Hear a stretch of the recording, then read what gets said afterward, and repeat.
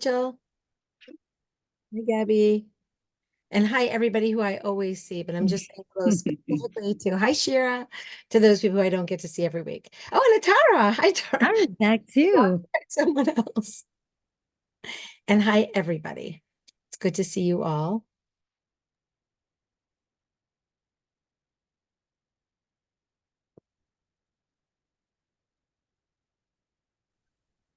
Ariella, tell me when you want me to start. I think you can start. Give it another minute and then just start.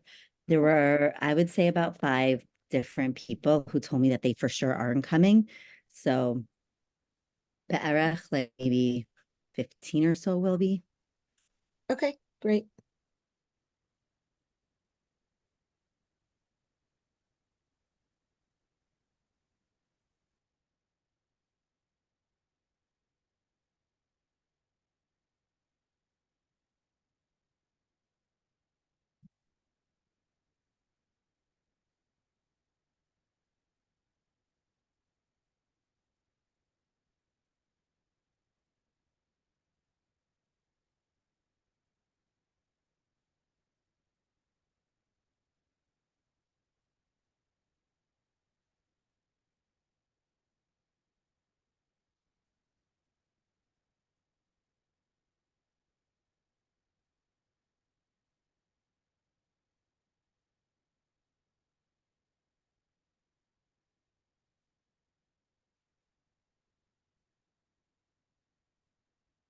All right, I'm going to start. Yes, Ariella, that's good. Okay, so good morning to all of you. It's morning, and good afternoon to the rest. Um, Okay, I'm gonna put up my PowerPoint. What I did was I took all of the different questions that were sent and I put them on a PowerPoint. That way I figured I would not forget them. Okay, let's see. Oh, wait a sec.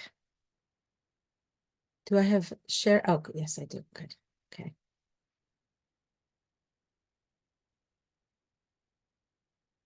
Let's see.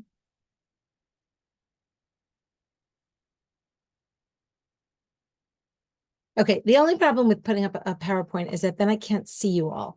So that we're just gonna have to compromise on that. But feel free to interrupt me. Feel free to add in questions. I just kind of wrote bullet points based on each of the questions that people asked. This one, actually, a few different people asked this question, right? So how do we approach a new Sefer? How do we prepare if we're giving a class? Well, I guess there's two really separate things. How do we prepare a class and how do we prepare a course, right? Those actually are two very different skills, which I'm sure many of you know. I'm not necessarily going to address the differences, but I mean, it's important to realize that they are different things. We're working on different sorts of skills. I'll just maybe say when you're preparing a one-time shear, the key is organization. And the second key is organization, right? Like, I mean, it just has to be really well organized because what you always want to do is start out with a bunch of questions, start out with the problem or what it is that you're addressing. And you want to, go through the different ways that you're going to address the question. And then at the end, you need to circle back again. And, to make it clear that you've tied together those questions as best as possible that you opened with. When it comes to a course, you have a lot more flexibility, I think, right? Because, you have more time. And especially, I think many of you who are teaching in, in high schools or in elementary schools, right? You're meeting with the kids several times a week. So you just have a lot more time to work with. If you don't finish something comprehensively, you could always leave it for the next time. So it's a bit of a different skill. I can tell you for sure that I've had teachers that I think are really skilled at one and less skilled at the other. This is not the same skill. And especially, I think some of those real, superstar teachers, at the Yimayun, they're not always as good when you go into a full course. So that's just something to keep in mind. What is it that you do? So I'll say a couple things. First of all, I think there's no getting around it. When you're teaching a totally new Sefer, you have to start by reading through the book in Hebrew, right? That's a, I don't know how many of you are flexible on Shabbos afternoons. I'm looking at some of you with your kids, but like that's a Shabbos afternoon activity, or just whatever good block of time that you have. You have to read through the book. You have to look at it with fresh eyes. Again, as best as possible, in Hebrew, in the language that is that it's written in, and with whatever help you need. If you need the English on the side, if you need the dot mikra on the side, that's fine, but you don't want to lose the bigger picture. And what you want to be searching for are themes, and both literary themes, and more importantly, I think, thematic themes, right? Things that jump out at you, and you want to be taking notes, right? So that when you introduce a sefer, the first thing you want to introduce is you want to relate to the structure of the book, the themes of the book. What is the goal of the book? What's the literary genre of the book? Now, one very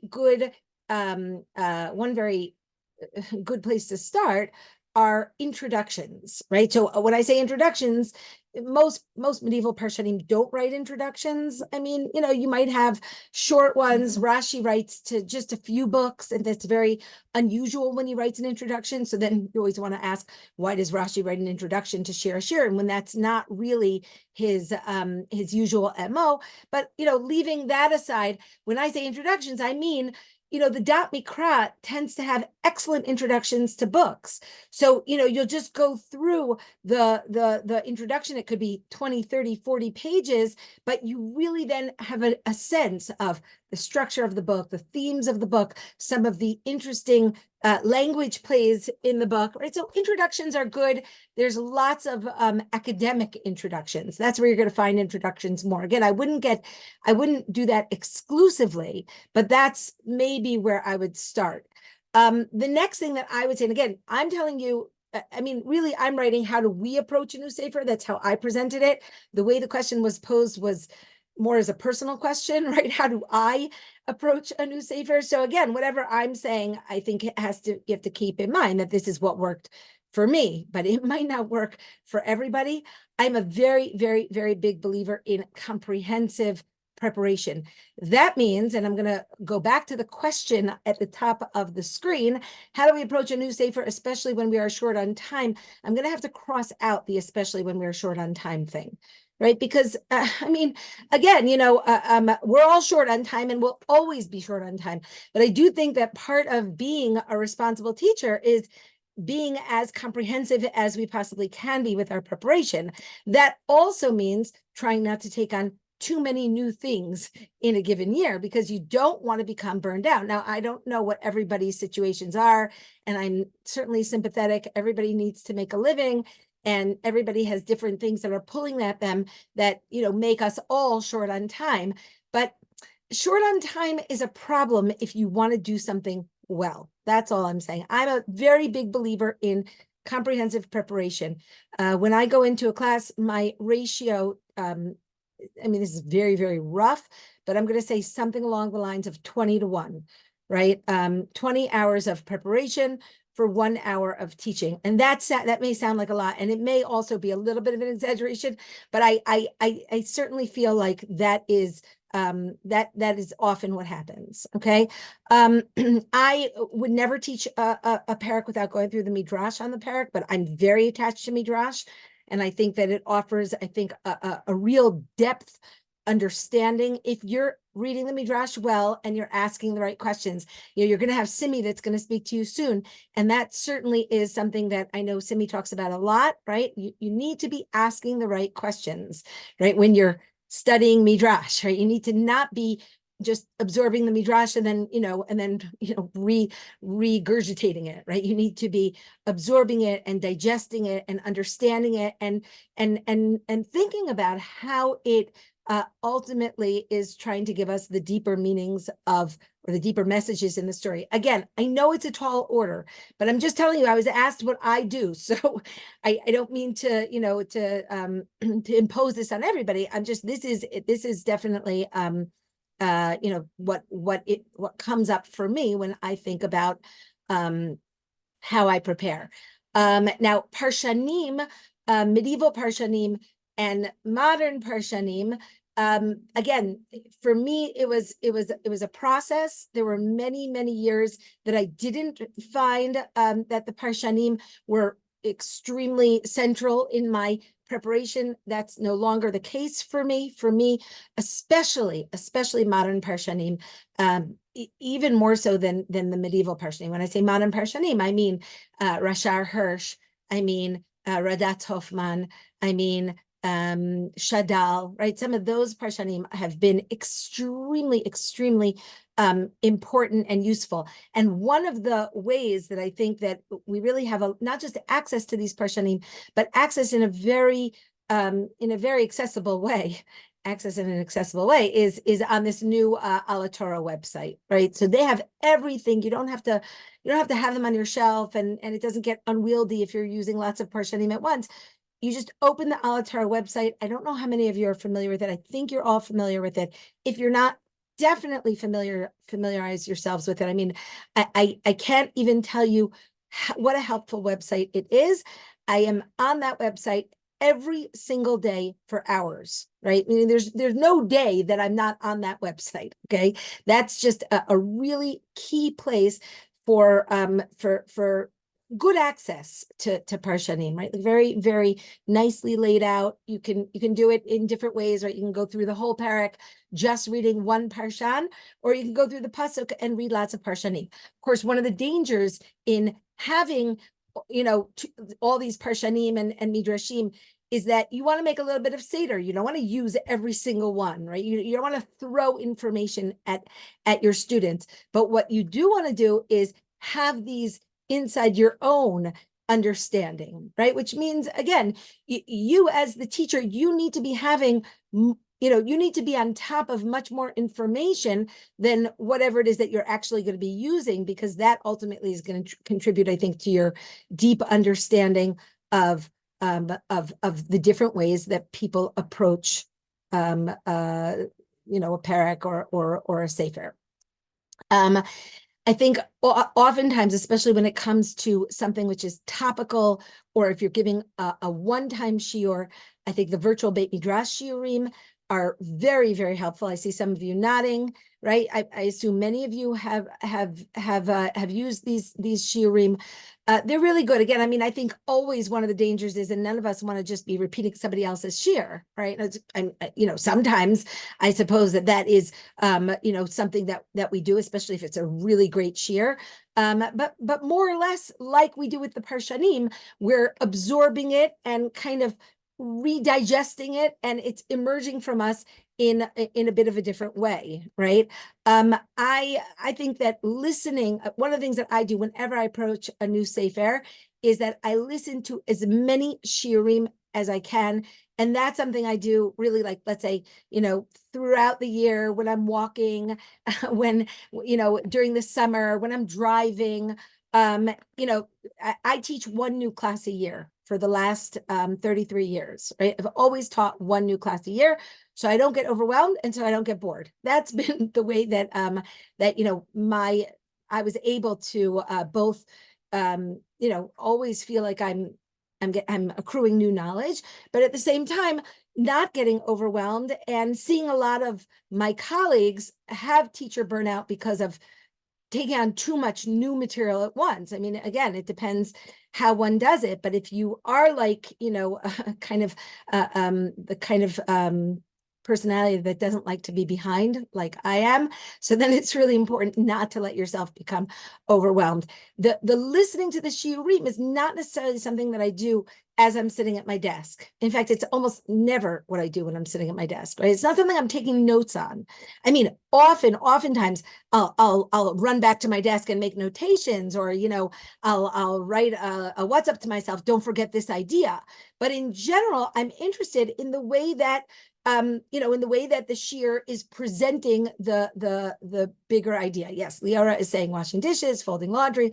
I'm sure we can come up with a whole list of different things that we do in our day that where we can actually listen to shirim. I don't know. My husband has a remarkable ability to listen to shirim when he's shopping. Some people can do it. I personally have to focus on food. So, but everybody has their own things that they can that they can still be focused on shirim. I understand. I don't use it very much, but I understand that Sefaria also has a lot of like source sheets and stuff. Like you could look up topics on there. I haven't really used it. I mean, in my life, it's a little new. You know what I mean? And oftentimes, if I will Google something and it will come up, so it's not always as useful to me as I would expect it to be. And I think that there's, like in any website, there's quite a range of types of source sheets and also levels of source sheets. That's true anywhere. As I said, Ala Torah. I want to say one more thing about Ala Torah, and that is that when you're doing all this preparation, I think that one of the most natural things, one of the things that comes to us most naturally is reading carefully in literary readings. In other words, it seems like a very sophisticated thing on one level, right? I don't know, the things that like structure, mila mancha, reading, gap filling when you're reading sensitively. But we actually all know how to read, right? It's actually something that comes quite naturally to us. And I think that that's one of the things that we're always going to be doing, or we should always be honing those skills. A lot of those skills you can actually learn from reading some of the basic books on how to, how to use literary techniques in learning Tanakh, like Robert Alter, The Art of Biblical Narrative, or Meir Sternberg, or Adele Berlin, or any of the basic, Jan Fokelman on Shmuel, who is absolutely comprehensive. I mean, it's 1,300 pages on Shmuel, and I think a lot of it is just fantastic. But most of it is really things that you could do intuitively, right? So what I wanted to say about Ala Torah is that one of the things that I often do when I'm dealing with, let's say, a text that I'm preparing for teaching is I'll put the text into Ala Torah, into what they call their Tanakh lab. Have you seen their Tanakh lab? And, I'll just see what comes up on the screen. What are the milim manchot? You can press the little Torah symbol on the top left. I don't know if any of you have used it. It's not consistently good, but what it does is it shows you those prakim that are most similar linguistically to the parak that you are looking at. Isn't that cool? I mean, it's super cool. It's not consistently good, but it's always worth checking, and it's going to help you to develop your own thoughts about the parak, which I think at the end of the day, what makes us passionate about teaching is, coming up with ideas that resonate with us textually and resonate with us in terms of meaning. Okay, we haven't gotten to meaning yet, but we will get to meaning. Leora asked, can I say those names? They were just like things that came into my head. Robert Alter is the king. Okay, so read all three of his books that he wrote in the early 80s: Art of Biblical Narrative, Art of Biblical Poetry, and the World of the Bible, something like that. Yeah, I think it's called The World of the Bible. I'm not good with titles, because in the end, they all sound the same, all the titles. Art of Biblical Literature is basically what you're looking for. The real greatness of Robert Alter is that he's really accessible. He's just a really good writer. Meir Sternberg is a really great academic, but I don't know, it's dense. What can I tell you? It's dense. He's writing about a lot of literary theory. It's worth plowing through it, but it's definitely not something I would do as I'm lying in bed, right? That I might do sitting at my desk. Adele Berlin is a really good writer. And also was writing, all these people were writing in the early 80s, right? That was really, or, Bar Efrat, what's his first name? Bar Efrat. It'll come to me at some point. Bar Efrat wrote like one of those, seminal introductory books to literary readings. I mean, as soon as you start reading them, you don't have to read that many. And like I said, I think a lot of it is intuitive. And for those of us who grew up with Midrash, I think it's even more intuitive because it's basically what the Midrashim are doing. And you know who recognizes that? Robert Alter. Right? He says, I think the Midrash is reading the way that I'm reading. Like he expresses real appreciation for the Midrash, which is another reason that I really appreciate Robert Alter. So, that's just a side point. But those are some of the people I mentioned. Oh, I also mentioned Jan Fokelman, Jan Fokelman. He's a European. Where is he from? He's not from Scandinavia. I can't remember. I don't know why I can't remember where he's from. He's super, super, super politically in a place that makes me super uncomfortable. I once had a correspondence with him and he kept asking me if I live where I live in Israel, Whatever. Okay, that's just telling you a personal story, but I never answered him. But he stopped coming to Israel in protest over Israel's policies. I'm not telling you this for any real reason. You should still read his book. It's a really good book.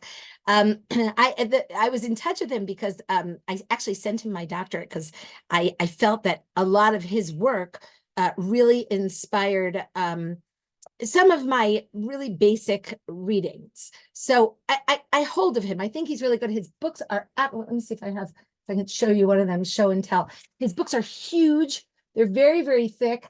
And they're actually, you cannot buy them because they're just not available. Oh, here's one. You can only get them. They go on eBay for like, can you see? This is one of this is the smallest of the 4 volumes. You could only buy them for like some exorbitant price, like $350. And they're crazy because they're just not available. You really have to get them in a library. I don't know, probably by now somebody has digitalized the books because they've been out of print for years. Anyway, it doesn't matter. I'm not telling you to read someone specific. I'm telling you that I think that a lot of this reading is going to also maybe just develop and the sensitivities and maybe also the confidence to do some of these literary readings on your own, which I do think are important. I think that they're exciting. And I think that they also are exciting for your students because whatever age your students are, I mean, I'm not signing off on this because I haven't taught every age, but I'm assuming that, from quite young, students are capable of finding a keyword. Students are capable of dividing a parak into different, sections. I mean, there's just really basic things that we do that help us to read, which you can do with kids of all ages, and it gives them, it empowers them. It gives them, ownership. I would say just in terms of teaching, someone asked me, I think Shira asked, how I feel about students using online Tanakhs, right? So obviously I don't teach high school, Shira. So it's a little bit of a question that I think belongs to, a certain context. In my classes, I'm totally fine with them teaching, reading Tanakh from wherever they are. And people even stopped apologizing to me, like in different shiurim that I give, for using their phone, because it's so obvious nowadays that they're using their phone because that's where everyone has a Tanakh readily available. On the other hand, I think in a place like a high school or an elementary school, I would really encourage my students to be writing in their Tanakhs. Again, very not intuitive. You've probably heard me say this before, but it's ultimately writing in pencil. I always encouraged my children to write in their Tanakhs. And it took me a while to sort of overcome it because I grew up in a family where, respect for the book, and you never deface a book, and you never write in a book. And somehow, I was able to overcome it, I think, particularly because, again, it creates ownership. It says, this is my Tanakh. It's different than anyone else's Tanakh in the world. And it has my ideas and also the ideas of the teacher which spoke to me, right? They're gonna write down everything. They're gonna write down those things that they want in their Tanakh. And I would say that to my students. I would say, don't write down everything, but if something strikes you and you want to keep it there forever, write it down. And if it's an idea that you had, write, that's my idea, make a little star there, right? So those are things I think that are just, helpful for empowering students. Okay, so in terms of approaching newspapers, I wanted to say something about I didn't know how to write it. At first I wrote young teachers and old teachers. And I was like, no, I don't want to call myself an old teacher. So I wrote starting teachers and veteran teachers. And I assume most of you are somewhere on that spectrum, but in various places. I would say as follows. When I was a young teacher, right, starting out, it was very clear to me what my disadvantages were, right? And it was very clear to me that I had to learn to say the words, I don't know, right? And it's a really good skill. And it's a skill that we learn more than from anyone else. We learn it from Rashi, right? Because Rashi says that in his great humility, in many, many places in his Pirush, which is just so magnificent. But, aside from that, I think that it is really important to understand that as we grow, and we teach more and more years, we become different kinds of teachers. We have a much bigger breadth, so that if you're teaching Sefer Zechariah for the first time, but you already know Hosea and Yoel and Amos and Tzfanya, so then you're in a bit of a different place than when you were, starting out and just starting with the first book that you were ever really delving into. And that's really important to appreciate, because I think also younger teachers have different advantages, right? They have different relatability. They have different abilities. I don't know, maybe to be excited. I don't know about that, but I do think that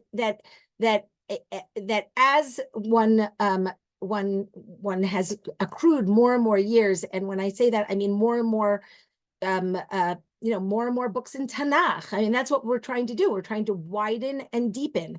But by widening our breadth, we deepen our ability to approach a new Sefer. So again, I think it is important to just kind of have the arc of our lives, in front of us, not to think, that it's going to be the same, that we're always going to feel, that we're kind of lost in a sea of Tanakh learning, because I think that there is some point at which everybody, right? You've read Malcolm Gladwell, right? The Tipping Point. Yes. Some of you, right? What does Malcolm Gladwell say about becoming an expert? At what point do we become an expert? When does a basketball player become an expert basketball player? When does a cardiologist become, the expert heart doctor? When does, I don't know, when does a lawyer become, a really expert prosecutor? The answer is, and when does a Tanakh teacher become expert, right? The answer that he gives is so pashut, but it's so true. It's the 10,000 hour rule, right?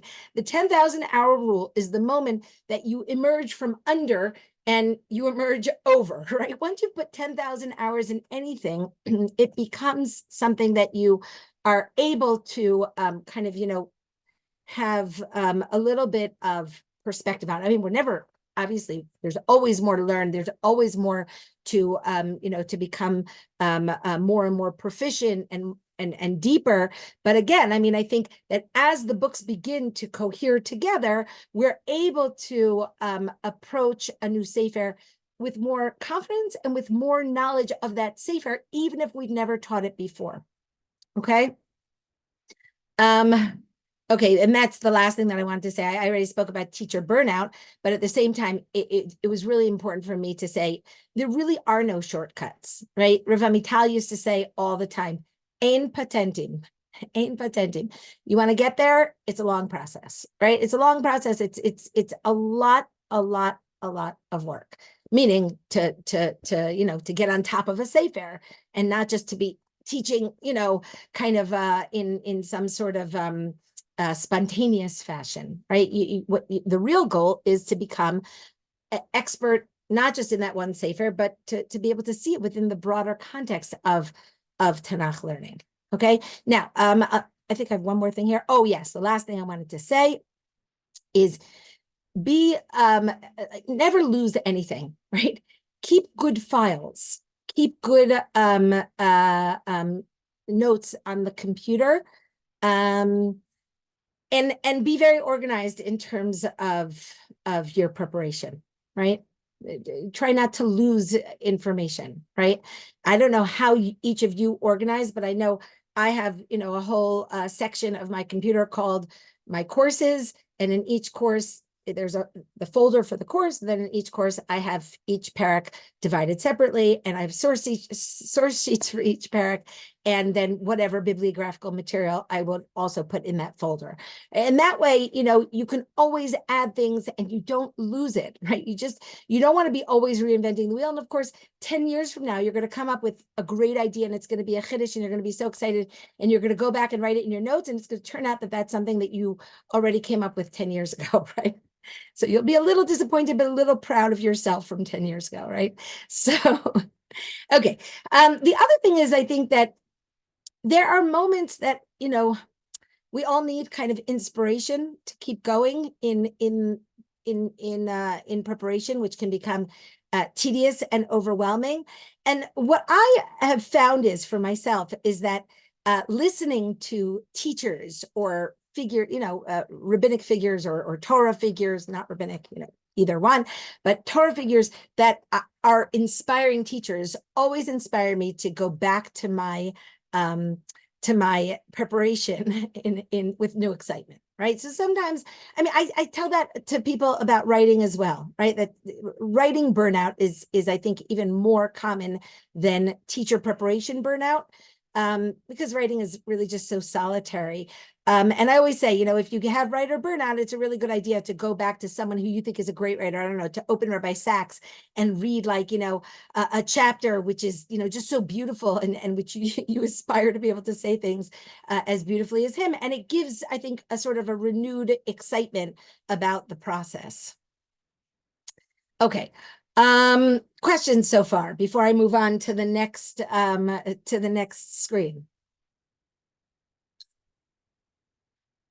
Okay, moving right along. I'll assume that means that everything is very clear. Okay, let's see. Next screen. Hold on. How do we teach stories to students without background or to students with basic Hebrew skills? Okay, so this also, a few different people asked this. Oops. Okay, so when I think about people who are just teachers who can speak to anyone, so I have certain figures come to mind. One of whom is definitely Rav Soloveitchik. He would give on Motzei Shabbat in Boston. He would give an hour and a half shiur to college students. Okay, again, not Talmidei Chachamim, not people who are engaged in Torah learning in their free time, and he was really riveting. Right, people came back over and over and over. And so the first thing that Liara says her mother was one of them. That's so neato. Okay, so one thing that I think that is really a critical point with regard to Rav Soloveitchik is that it was not just his style, it was his very evident love, right? Which I think if you're speaking to a student who is really not knowledgeable, but they see that it's something that has engaged you, that you love, that you're passionate about, that you think is just really incredibly exciting and important. And if you can convey that, you can draw them into almost anything. Okay. Poetry, well, you kind of have to be Rav Soloveitchik or Rabbi Sachs to be able to speak with poetry, but it definitely helps. When I say poetry, I mean eloquence. People, again, I like to listen to people who are eloquent, and if they're eloquent about a subject that I'm not familiar with, so I'm more likely to be drawn into it and to think, wow, that's a topic that I would like to know more about. But okay, not everybody has that. That's definitely something that is that it is very much part of Rav Soloveitchik and Rabbi Sachs's skill. And the third thing I think is purpose. Whatever it is that you're teaching, if you're teaching something that clearly has purpose, by purpose I mean relevance, I mean something which makes people feel that it's meaningful, right? Then I think that goes a long way. Okay. Again, teaching for the moment, I'm not talking about to what degree you go into detail. I'm not talking about the minutia. I'm just talking about the mode of expressing things and, what kind of things you can convey as a teacher on any topic and draw people in. So that was the first point that I wanted to make. Okay, so the love is the passion. I think we have to be very, very, very honest with our students. Always, students with background and without background, right? I think that students, they know when we're being, I don't know what the opposite of honesty is in classrooms, but I think maybe, yeah, I don't know exactly what the opposite of honesty. I don't mean dishonest, right? Dishonest is not the opposite of honesty, but maybe like something which comes across as insincere I or feel like you mean genuine. Yeah, like that's what I was gonna say, that yeah. to be fake a little bit. Yeah. Yeah. Well, that and again, to make something come to life, you can make anything come to life. If you're teaching someone with no background and you're not expecting them to become, people who are going to become, particularly skilled at reading text, I wouldn't do any text with them. I would tell them the stories. I would tell them the ideas. I would convey to them the greatness of the themes. But if they don't know Hebrew, I think you're not going to excite them by turning this into a class of skills. Again, that's my gut feeling. Some of you have more experience at this than I do. Hadassah, you probably have more experience doing this than I do. So, feel free to interrupt or to comment if you think that I'm not understanding the situation. But certainly make it come to life as best as you can. Say things with humility. And here again, the opposite of humility is not boastfulness, right? The opposite of humility is presenting something as the truth, right? I think we have to recognize that people from different backgrounds come in with different. First of all, I think the Tanakh itself has different levels of truth, of meaning. I think in general, I like to give, here I wrote Musar versus autonomy, right? I like to give the students the autonomy of drawing their own conclusions. It's much more powerful. It's much more empowering. If I stand up and I say something, and I think some of us are accustomed to a certain kind of Musari approach in Torah learning, I find that actually not so effective even for people with a background. But for someone without a background, I think oftentimes it takes away from the sense of what the story is meant to do for us, right? In other words, and then also there's something I think maybe oftentimes there's a lack of humility in offering the message in an unequivocal way, right? I think that we have to kind of maybe take a step back and not spoon feed the message, right? But to give the tools for people to emerge with what the relevance of this topic is. And that having been said, I think that there's unbelievable relevance. It's on the screen. It wasn't supposed to be on the screen. I assume it's distracting to have something on the screen that I'm not yet talking about. But on the right side of the screen, I wrote Tanakh's relevant themes, and I just brought a few. Right. In other words, the Tanakh is an unbelievably relevant book. It's not actually dealing with, abstract philosophy that often, right? I mean, we have it sometimes, every once in a while, but it is a rarity in Tanakh, and it's not the norm, right? You have, I don't know, Eov, you have Kohelet, you do have, thought processes and experiments, but by and large, the Tanakh is describing how human beings can come together as a society, as a society to create something that is moral and religious and inspired and can lead human beings to great spiritual heights, right? I mean, and both as individuals and as part of a society, which is, I think, pretty much, whatever human beings should be doing right now. Again, I mean, obviously, in the Western world today, not everybody is necessarily doing this, has the same goals that I think probably the Tanakh is telling them that they should have. There, you see, I just said something very Musari and not humble, right? But there are certain things that I think is where we can draw the line, right? There are certain things that are really pretty clear. Tanakh has very relevant themes in terms of morality, in terms of how to approach God, in terms of political systems, in terms of economics, in terms of the way that we see each other, the Tselem Elokim and other human beings, in terms of patience in seeing the broad arc of history, in terms of maintaining hope, even in dark times. That is one of the most basic and ubiquitous Tanakh themes. And this is just a very small smattering of things that I came up with, just kind of off the cuff. So the idea here is that when we are speaking to students without background, what we want to do is we want to bring the Tanakh to life. We want to show them why it's important, why it's wonderful, why it's relevant, right? And we want to do that with sincerity and passion and humility, right? And we want to empower them to see themselves in the world of the Tanakh. And I think that is something that is really accessible to anybody.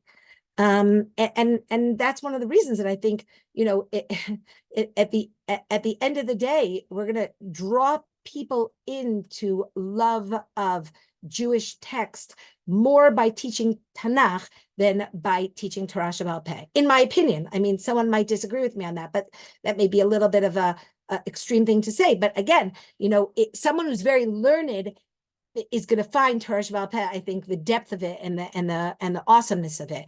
But Tanakh, you don't have to be very learned. You just have to be a thinking person. You just have to be a person that is searching for a worthy life, for a life of virtue. Okay. All right. Comments or questions before I move to the next masach, to the next screen? We have 6 more minutes. Anybody? Yeah, Yeah, go ahead. My camera's not working. I apologize. But just a quick question. When you're speaking to people who are hashkafically different than you, or don't necessarily believe in the Orthodox way or whatever it is, I don't know. How do you present different themes when you know that they're not holding there, and by saying it, you might turn them off Torah, but that's what Torah says. So you can't fight what it says in the text because it's there.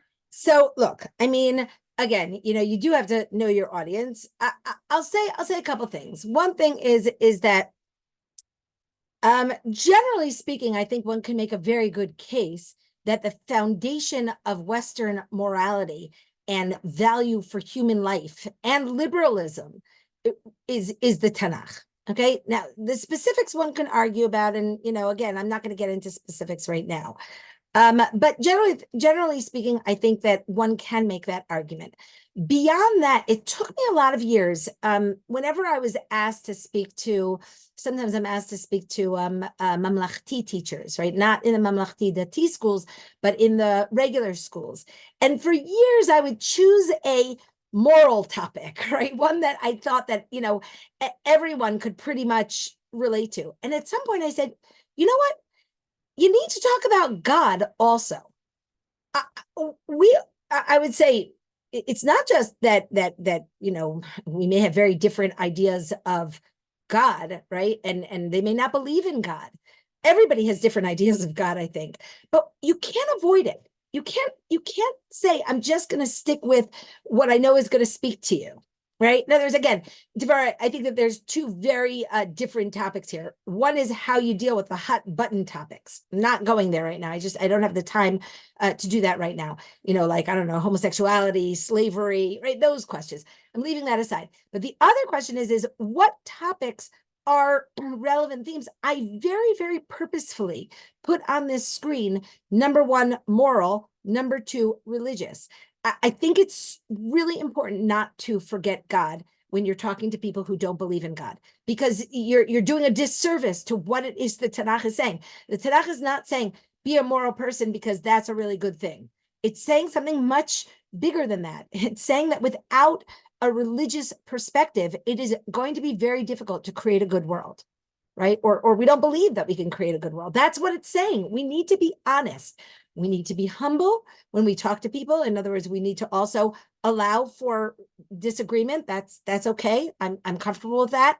But at the same time, we can't pretend something out of existence because we think it might cause discomfort. Again, not talking about specific topics.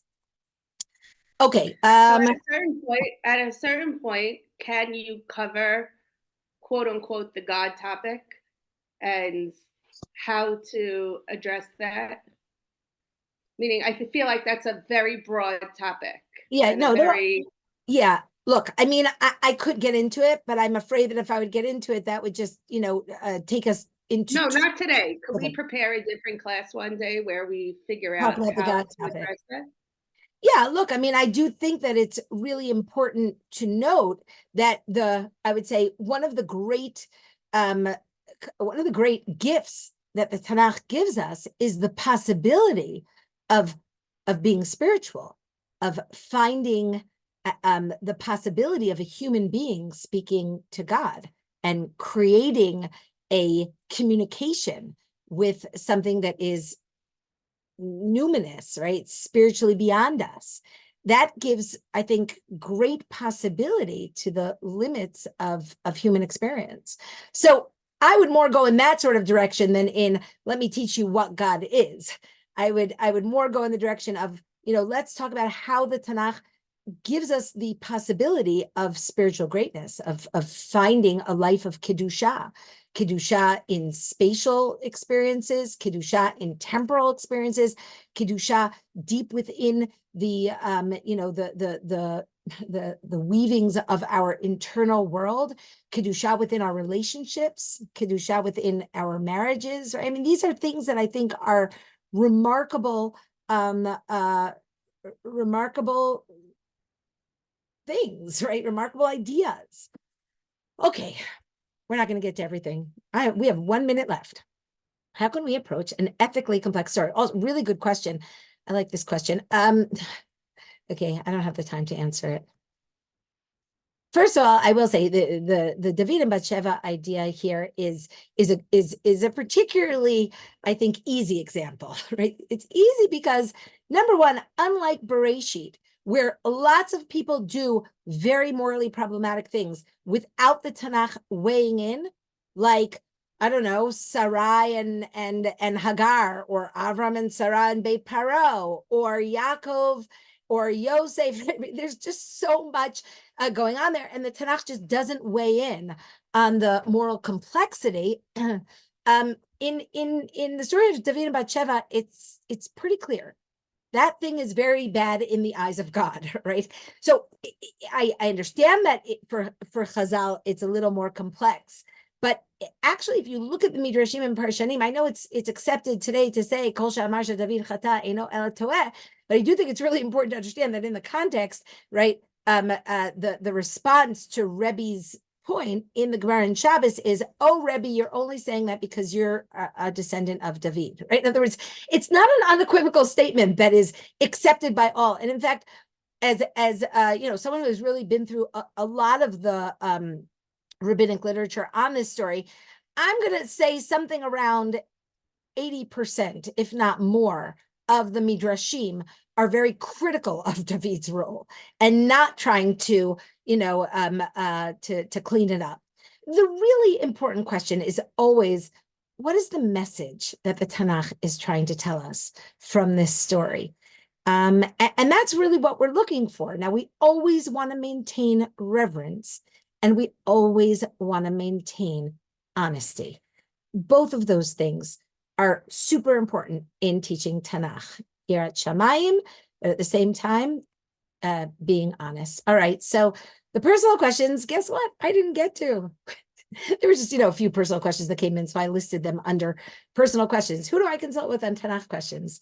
What is my favorite section story in Tanakh? I'll give you the short answer. Who's your favorite child?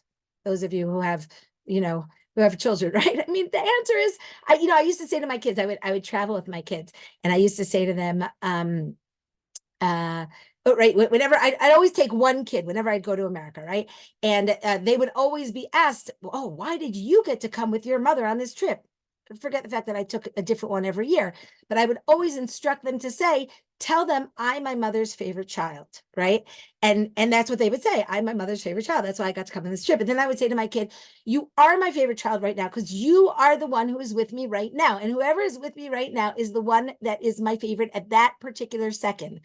If there are two in the room, they're both my favorites. What is my favorite section during Tach? Usually the one I'm teaching at that moment. Do I have some that I'm particularly right now feeling close to and in love with? For sure. That also, I think there's a trajectory in one's life that makes certain books more powerful and more significant at certain times in one's life. There was for sure a 10-year period that I would have answered hands down. Shir HaShirim was my favorite book in Tanakh. Now I wouldn't say that again, which is not to say I don't love Shir HaShirim. If I'm reading Shir HaShirim, that once again becomes my favorite book in Tanakh. Right now, it's probably somewhere between Yeshayahu and Tehillim, but I've really moved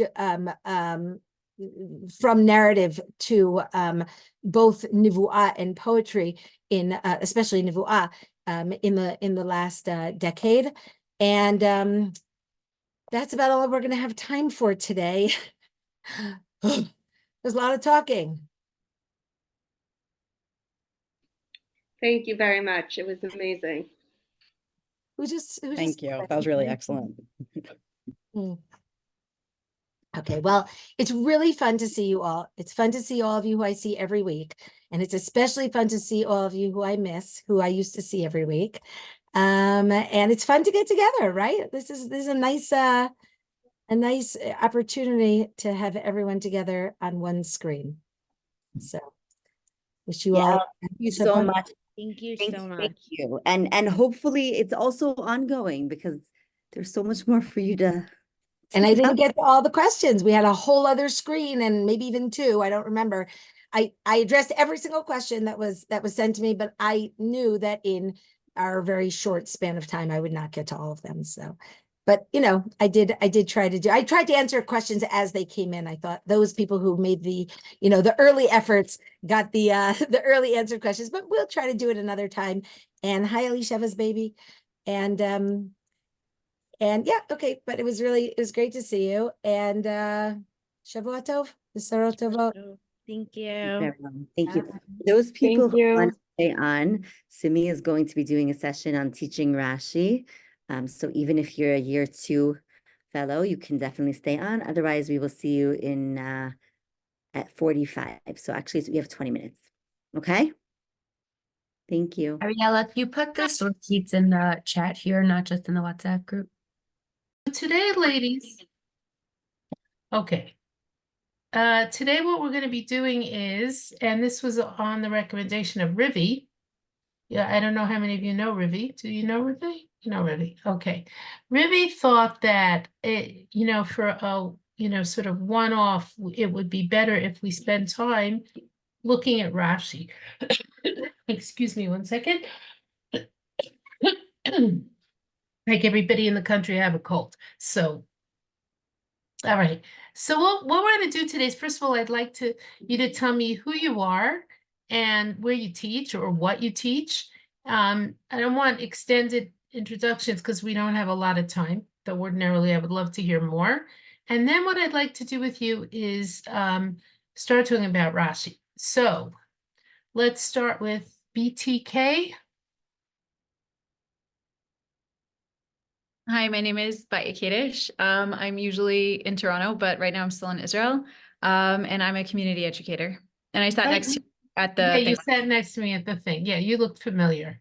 Okay, and Basia Teitelbaum.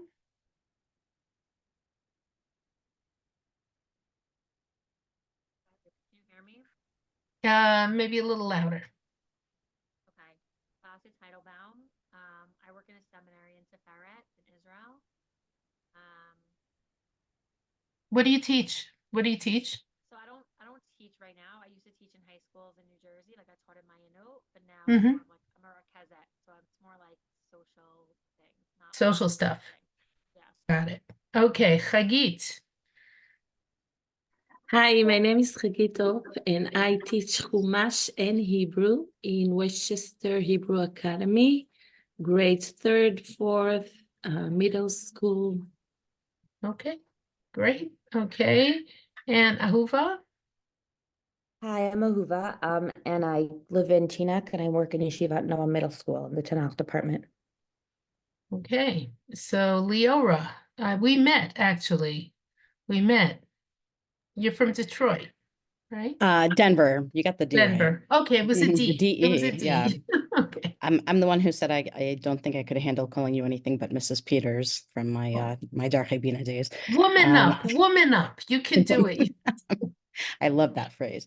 Yeah, so I'm on hiatus actually from classroom teaching this year, but for a long time I've been teaching middle school, high school, Tanakh. I'm at Denver Academy of Torah. I'm the curriculum coordinator for Tanakh, and I do remote teacher coaching, one-on-one coaching. That's great. And Teacher I teach coaching. women in the community.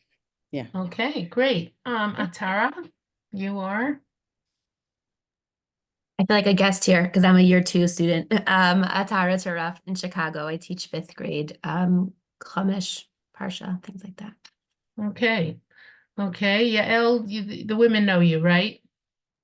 Yeah, Okay. I'm Yael. I'm just listening. I don't Okay. teach, unfortunately. Shani? I'm Shani Farkas. I also teach in Yeshivat Noah Middle School Tanakh. Okay, and Hadassah? Hello, I'm a teacher and also researcher. I'm teaching in Beit Limut, which is a Sunday school in London. Mostly Tanakh, year 7, 8, sometimes 9. Okay, and Devorah? I teach in a special ed high school and I give shiurim in West Hempstead. So I teach Jewish history and I teach women in Judaism. Okay, and Elisheva, you want to introduce yourself? The women know you? Yeah, people know me, but I'm learning this year. But I taught previously at TVA and a few other seminaries. Okay, so Rashi is ubiquitous. Rashi is everywhere and everybody knows Rashi and everybody quotes Rashi and sometimes they make up Rashis also, which is not that unusual. Or they get bits and pieces of Rashis. But Rashi is all over the place. Rashi is the first parshan we all learn and we all at one point or other do some Rashi teaching, do some Rashi somewhere in a shir that we give. Now, I just wanted to say that even if you're teaching children Rashi or anything at all, you need to have an adult understanding of the text, even if you're not going to teach it that way. And the reason is because, first of all, you have to have a better sense of where what you're teaching fits into the larger picture of what the students are learning. You also need to be able to answer sometimes a left field kind of question, which you won't be able to answer if you haven't prepared the Rashi and have a mature understanding of it for yourself. And also, I think for us, or for me, in terms of working with you, learning or talking about Rashi at an adult level is an opportunity to think about something that's extremely, extremely important, which is what is the meaning of Pshuto Shel Mikra, right? Now, if we had more time, I would do Elisheva's been there, she's done that. I'd ask you to write down a definition of Pshuto Shel Mikra. You want to try that experiment right now? Should we do it? Okay, take 2 minutes and write down a definition of what is Pshuto Shel Mikra. Okay? Should we put it in the chat or just write it for ourselves? Write it for yourself, and then I'm going to ask each person to read her answer. Okay? And nobody's allowed to get offended or feel shy. Okay? All right, so take a minute and write down what is Pshuto Shel Mikra.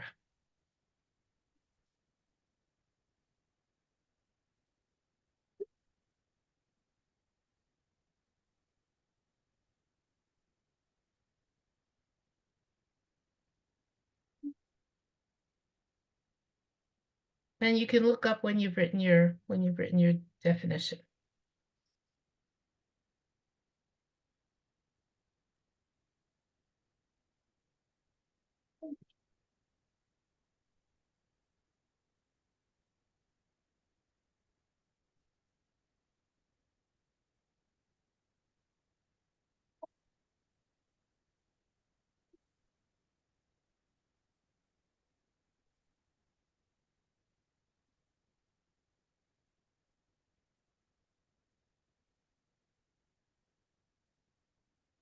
Okay, like, raise your hand if you've written your answer down. Okay. Take your time. I'm not going to rush you. This is an important question.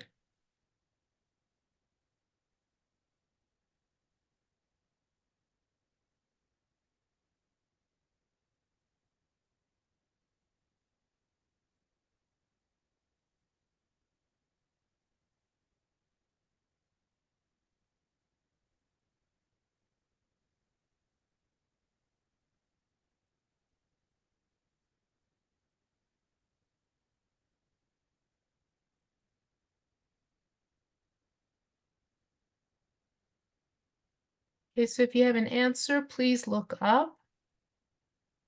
Okay, 1 second. Dvorah, you still need some time? Nope, Or I'm you- ready.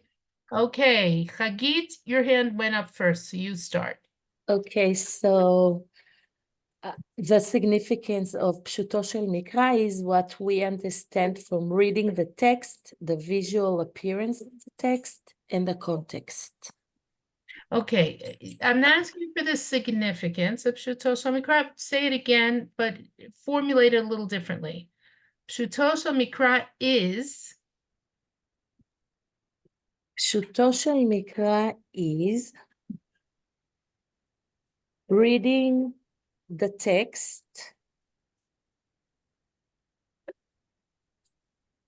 looking at the visual appearance of the text Okay. and the context, and What do you mean And- by the visual? What do you mean by the visual appearance? You want to say it in Hebrew, and I'll help you translate it. it's okay because sometimes the Torah writes the text differently, like as a poem, or if it Mhm. has a parasha ptucha, and and it seems like sometimes one paragraph is standing by itself.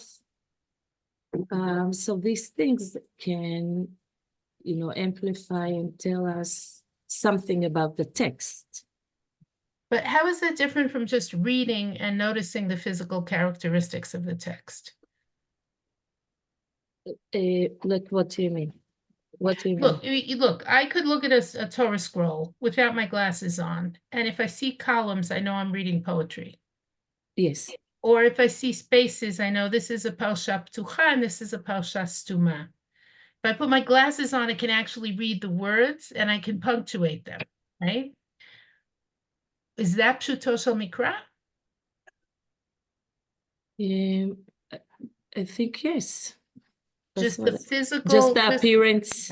I think it's one aspect of that. The appearance is one aspect that can really tell us So pshuto shel mikra is it's a very narrow definition you're giving here. You're saying pshuto shel mikra is just reading the psukim in the traditional mishbetzet that they have. Is that it? it's according to what it says, without deeper interpretations. Without deeper interpretations, just what it says. Okay. Yeah, that's how do what you I know think. what it, how do you know, what do you mean by, okay, I'm not being mean here. I'm trying to get to No, I know. מנסה לרדת לסוף דעתך. Well, it's what it says, meaning, well, Rashi says it's saying this, and the Ramban says it's saying that, and the Ibn Ezra is saying it's saying this. What is that? Take those questions and think about it while we listen to the other answers. Devorah, what were you going to say? What meaning fits in best given the context of the story? Best according to whom? His opinion. Any given person's opinion. No, Rashi's opinion. No, I'm not going to define Rashi, Pshuto Shel Oh, Mikra, okay. according to I'm saying your definition. What is Pshuto Shel Mikra? Well, my definition, Yeah. my definition is very different than what I think Rashi's definition is. It probably is. So what's your definition? Meaning my definition is what you learn from the actual written version of the text without adding midrash. No, let's say you leave out midrash. Let's say we leave out midrash. Okay, What is so Pseudo within Mikra? the text, with all of the literary elements that we learn, and within the context of the greater story, and within the context of the Sefer before, the Sefer after, the story before, the story after, like, what is the actual text trying to teach us? And there's an assumption you're making, which is that the text is telling us one particular thing.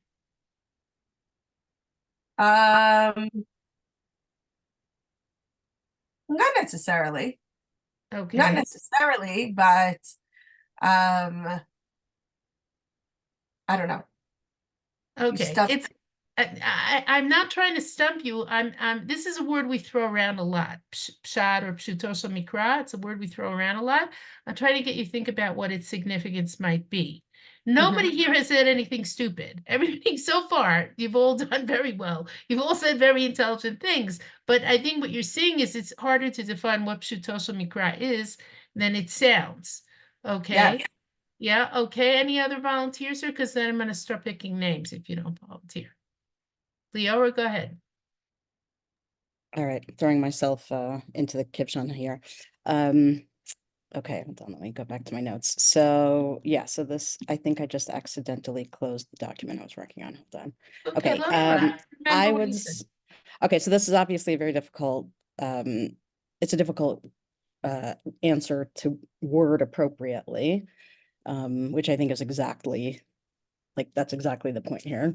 But the way that I would describe it, the kitzur would be a straightforward reading of the text without reading in, like without going, like taking something that you're applying to the meaning. Like you're just looking at the text, what is this saying to me? And pshuto shel mikra is not necessarily straightforward, does not necessarily mean the literal meaning or the simplest, like easiest to understand. I agree with what was said by others that it is, it's contextual generally. It's without subtext, and it's without looking for applications. It's just what is the pasuk You saying think it's here? possible to read without reading subtext? Do you think that's even possible? You think we don't bring something to the text whenever we read it? No, even if it's a I think newspaper we article? do. I think we do that because we do that. That's how we read. But I think the pshat is meant to be accessible. Again, it's not necessarily always easy to find the pshat, and we have to be careful, again, not to always interpret everything in the most literal way, because that is not necessarily pshat. No, if you interpret poetry literally, you're going to be getting it wrong. Yeah. For example, a literal translation of Ben Poat Yosef Ben Poat Ale Ayin Benot Saada Ale Shur is not the pshat of a piece of poetry. Like that's not gonna work. Or also halachically, like with the, ayin tachat ayin, shein tachat shein would be like a great. No, Are we not I'm talking going to give. about? Are we only talking narrative here? We're only talking about narrative, and I'll tell you Okay. why. Because there are different rules for reading legal texts in every culture and in every language. There are different rules for reading legal text. So, for example, the word absolutely legally means something different than, oh, absolutely, right? So, that kind of thing. We're going to leave that out for the moment. Okay, so But far the idea still holds that literal is not always pshat. Right, literal is not always pshat. I think we all agree with that. I think we also, so far, all three of you have used the word context. The context is important, but context is important to pshuto shel mikra. It is not pshuto shel mikra, right? It's something you need to understand pshuto shel mikra, but it is not pshuto shel mikra. Okay, let's go on. Let's move on because I wanna get to the Rashi. Shani, go ahead. The initial interpretation to understand the words or message of the text, I like to think of it as like the first layer of the onion, with the anticipation that there are additional layers.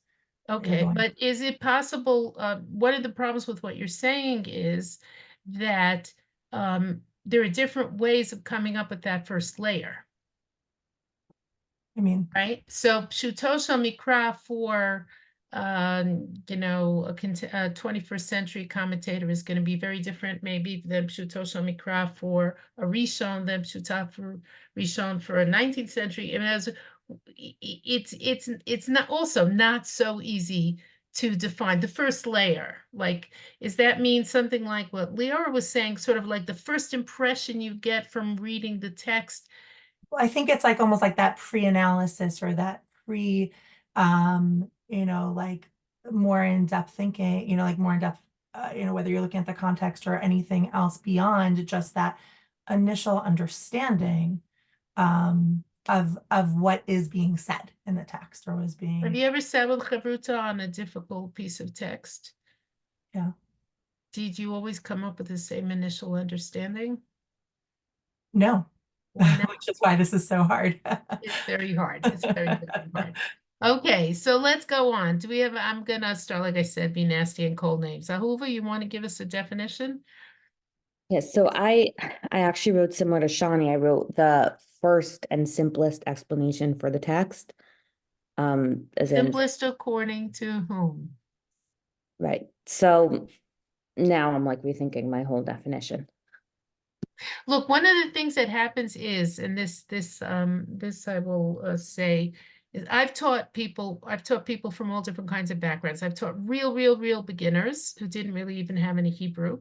I've taught people who had good Hebrew but lousy Torah knowledge. I've taught people who had a lot of Torah knowledge and a lot of good Hebrew. I've everything in between, and you will not get agreement on what Shlomo Mikra is across the board there. And there's a reason for that, which we're going to explore. Okay, who did I not call on here? Yeah, Batya. I would say, so firstly, actually, I would say that Pshuto Shel Mikra is what's indicated, and this isn't what it is. This isn't saying definitively what it is, but building on what Shani said, also looking at not just the context, but specifically the like word choices, the linguistic structure surrounding it, the nikudot, anything and everything that can give us an idea of what's going on. But at the end of the day, I would say, especially given the fact that there are Mefarshim that disagree over what a pshat about a particular thing is, at the end of the day, it's what our takeaway, given all these tools we have at our disposal are, that the pshat is, and then we converse about it to like continue either finding a truth or the truth or one of the Shivim Panim Torah. But I think that, I mean, at the end of the day, it's an account we're receiving, and maybe we have a hermeneutic responsibility to the capital A author to figure out what the pshat is. But I don't think it's as simple as saying, well, it's on paper, so therefore that's it. That's, I mean, how For many? sure. No, that's for sure true. What you're saying is, look, it's not only a matter of, well, we started with Chagit. Chagit said, we look at, for example, the way the Tzurat Hadaf, for example, right? We look at the way it appears on the page, and we take information from that. Everybody said so far we take information from context. We take information from word choice. We take information from grammar, sentence structure, right? All of those things, but those are conditions for arriving at what we call Pshuto Shel Mikra. They are not Pshuto Shel Mikra. Okay, Atara, you had something you wanted to say.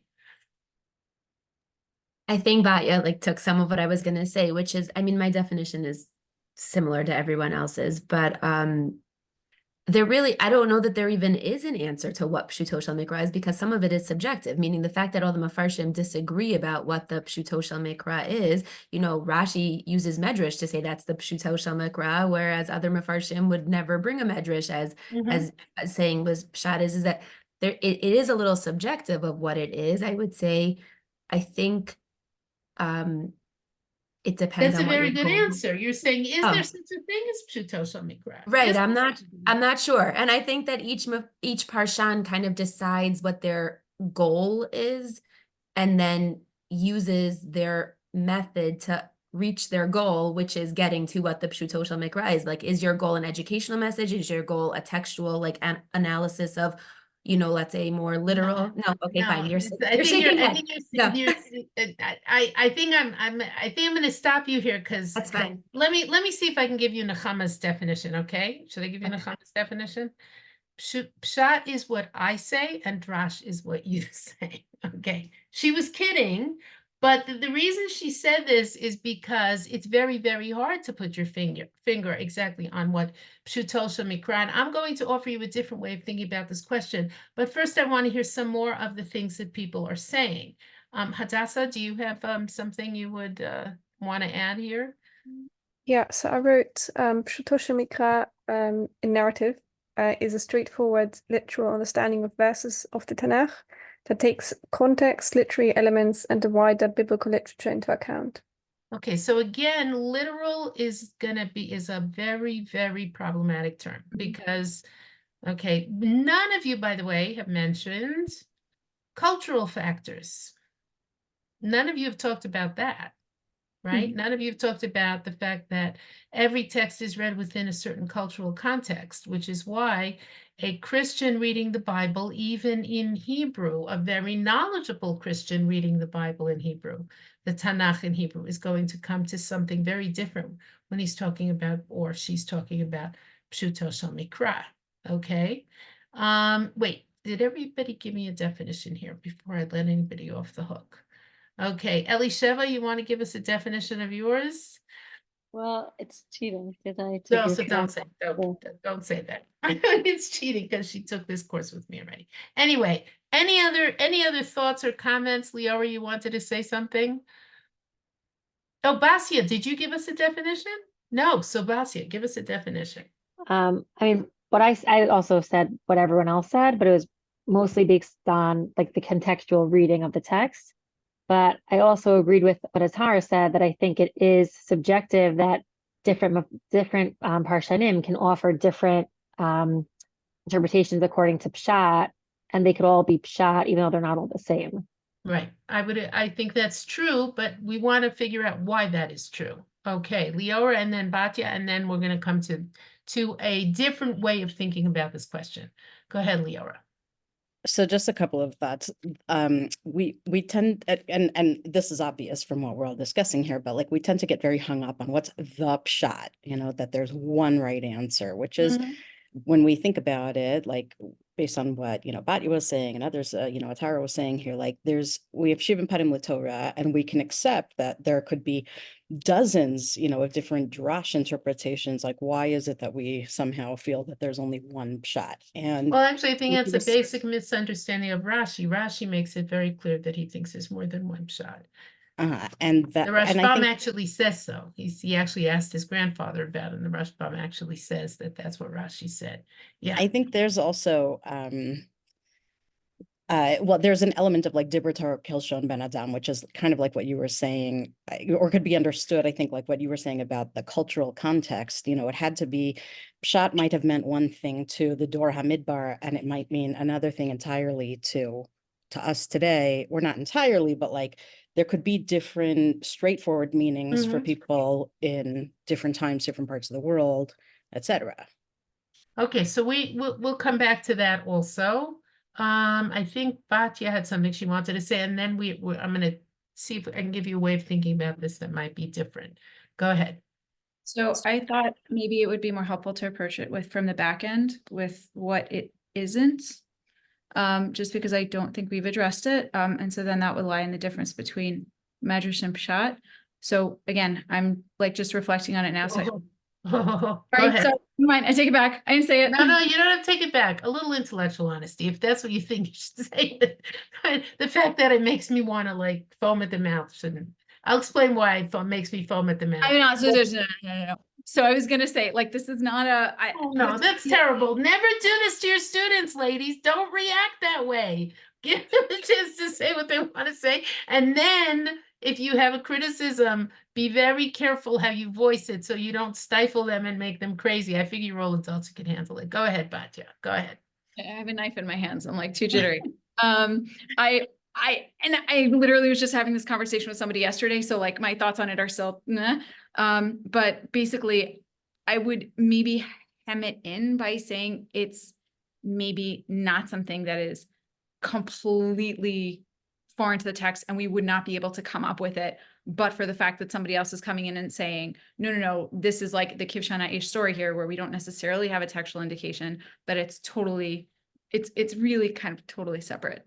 I'm sorry, now I'm hedging, I know, but You're hedging. hedging. Let me, having completely wrecked what was probably a decent argument, I'm going, also because we're going to run out of time. I think what I'm going to do now is see if I can maybe make you think about this whole question in a different way, okay? Instead of talking about pshat and drash, I want to talk about parshanut and darshanut, and I'll tell you why, okay? The reason the Rishonim, for example, who all consider themselves, not all of them, but many of the Rishonim consider themselves Pashtanim. A lot of Achronim consider themselves Pashtanim. By Pashtan, I mean someone who is reading according to Pshuto Shel Mikra, Rashi, the Ramban, the Ibn Ezra, even the Alshich, for example, or the Or HaChaim. And by the way, they ask very good interpretive questions, right? The Nitziv, the Malbim, you pick your Parshan. Most of the Parshanim on Torah and many of those on Nevi'im and Ketuvim consider themselves Pashtanim. That is to say, they consider themselves to be engaged in Pshuto Shel Mikra. So one question we have to ask is, why do they come up with different readings? Why doesn't everybody come to the same conclusion? I think you've all got a pretty clear understanding of this. If it depends on your conception of context. How big is the context? Is the context the pasuk, the perek, the sugiya, the book, the whole of Tanakh? You're going to have a different perush based on how broadly or narrowly you define context, right? So if you say that the context of this phrase in Sefer Shmot is the entirety of Tanakh, it's going to be a very different reading than if you say the context is the immediate 3 psukim before and 3 psukim after, right? They have different conceptions of context, different conceptions of biblical grammar. So generally, the accepted consensus today is that there are 3-letter roots and 4-letter roots in Hebrew. There was a time when the idea that there were 2-letter roots was a very much accepted concept, right? If you think something has, if you think there are 2-letter roots, your understanding of the grammar or of the meaning of a word is going to be very different than if you say, no, that's not really a root. The root has to have 3 letters, right? So if your conception of grammar, 3 or 4, depending on, there are 4-letter roots, but depending on your conception of what the roots of the Hebrew language are, right? What is the shoresh? What is a possible shoresh? Your reading of a word or a phrase or an idiom or all kinds of other things is going to be very, very different. Or you're going to see connections between 2-letter roots that the person who says, no, those aren't connected. Those aren't related words. They're just not related. You're not going to make certain assumptions or come to certain conclusions. So context, grammar, syntax, right? What you think is a proper syntax, biblical syntax. Syntax is sentence structure. Depending on how you read sentence structure in biblical Hebrew, what you think a permissible sentence structure is, or an impermissible sentence structure. For example, when Rashi says, Sares hamikra uparshehu, he says, cut the pasuk up and reconstruct it. He's saying there's a problem here in the sentence structure, right? Let's take another example. What your conception of biblical style is, right? If, for example, Nechama gave this example, and I always found it a very good and helpful thing. When you're reading biblical poetry, the Radak will often say, this is just the repetition of the same idea in different words. the Malbim will say, this means one thing and that means something else. And Rashi will sometimes take the kind of position that the Radak takes, and sometimes he'll take the kind of position that the Malbim takes. Okay, so there's all sorts of factors here that go into how one reads the text, right?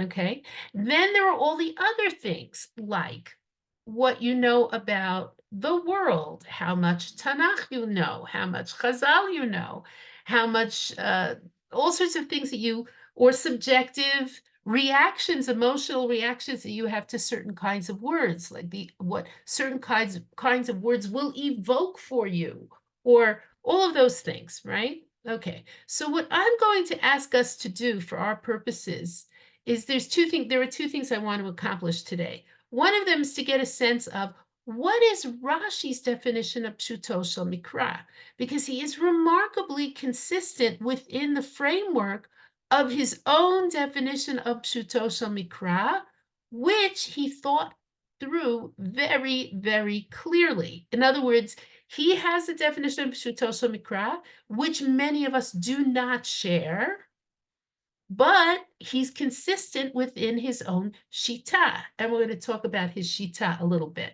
okay? The second thing I want you to do is I want you to walk away from this thinking about, well, what is my definition of Pshuto Shel Mikra? My personal, real, honest definition of Pshuto Shel Mikra, and why is it that I have trouble when I read, for example, Rashi? That's one of the things that I want you to be able to, the question I want you to be able to answer for yourselves, okay?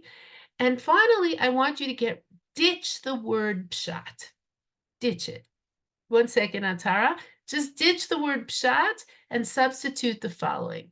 Parshanut. What do I mean by that? What do I mean by that?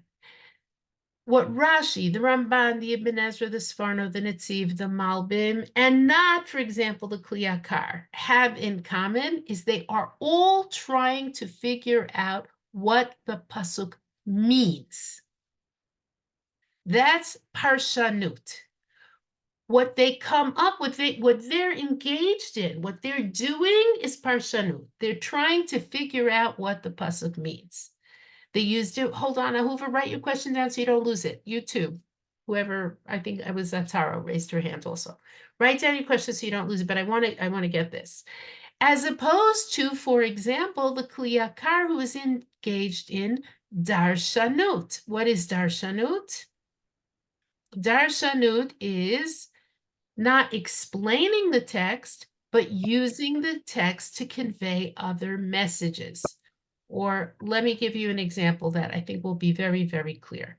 Every Friday night, maybe your Rav doesn't give you a drasha every Friday night. Every Friday night, or Shabbos morning, your Rav gives you a drasha, and every week it's about Israeli politics, or American politics, or the shul building fund, or pick whatever it is. Somehow, it doesn't matter what the parsha is. It could be Parsha Chaye Sarah, it could be Kitisa, it could be Vayakel Pakude, it could be Vayet Hanan. Somehow, the Rav always finds in the parsha Israeli politics. Why?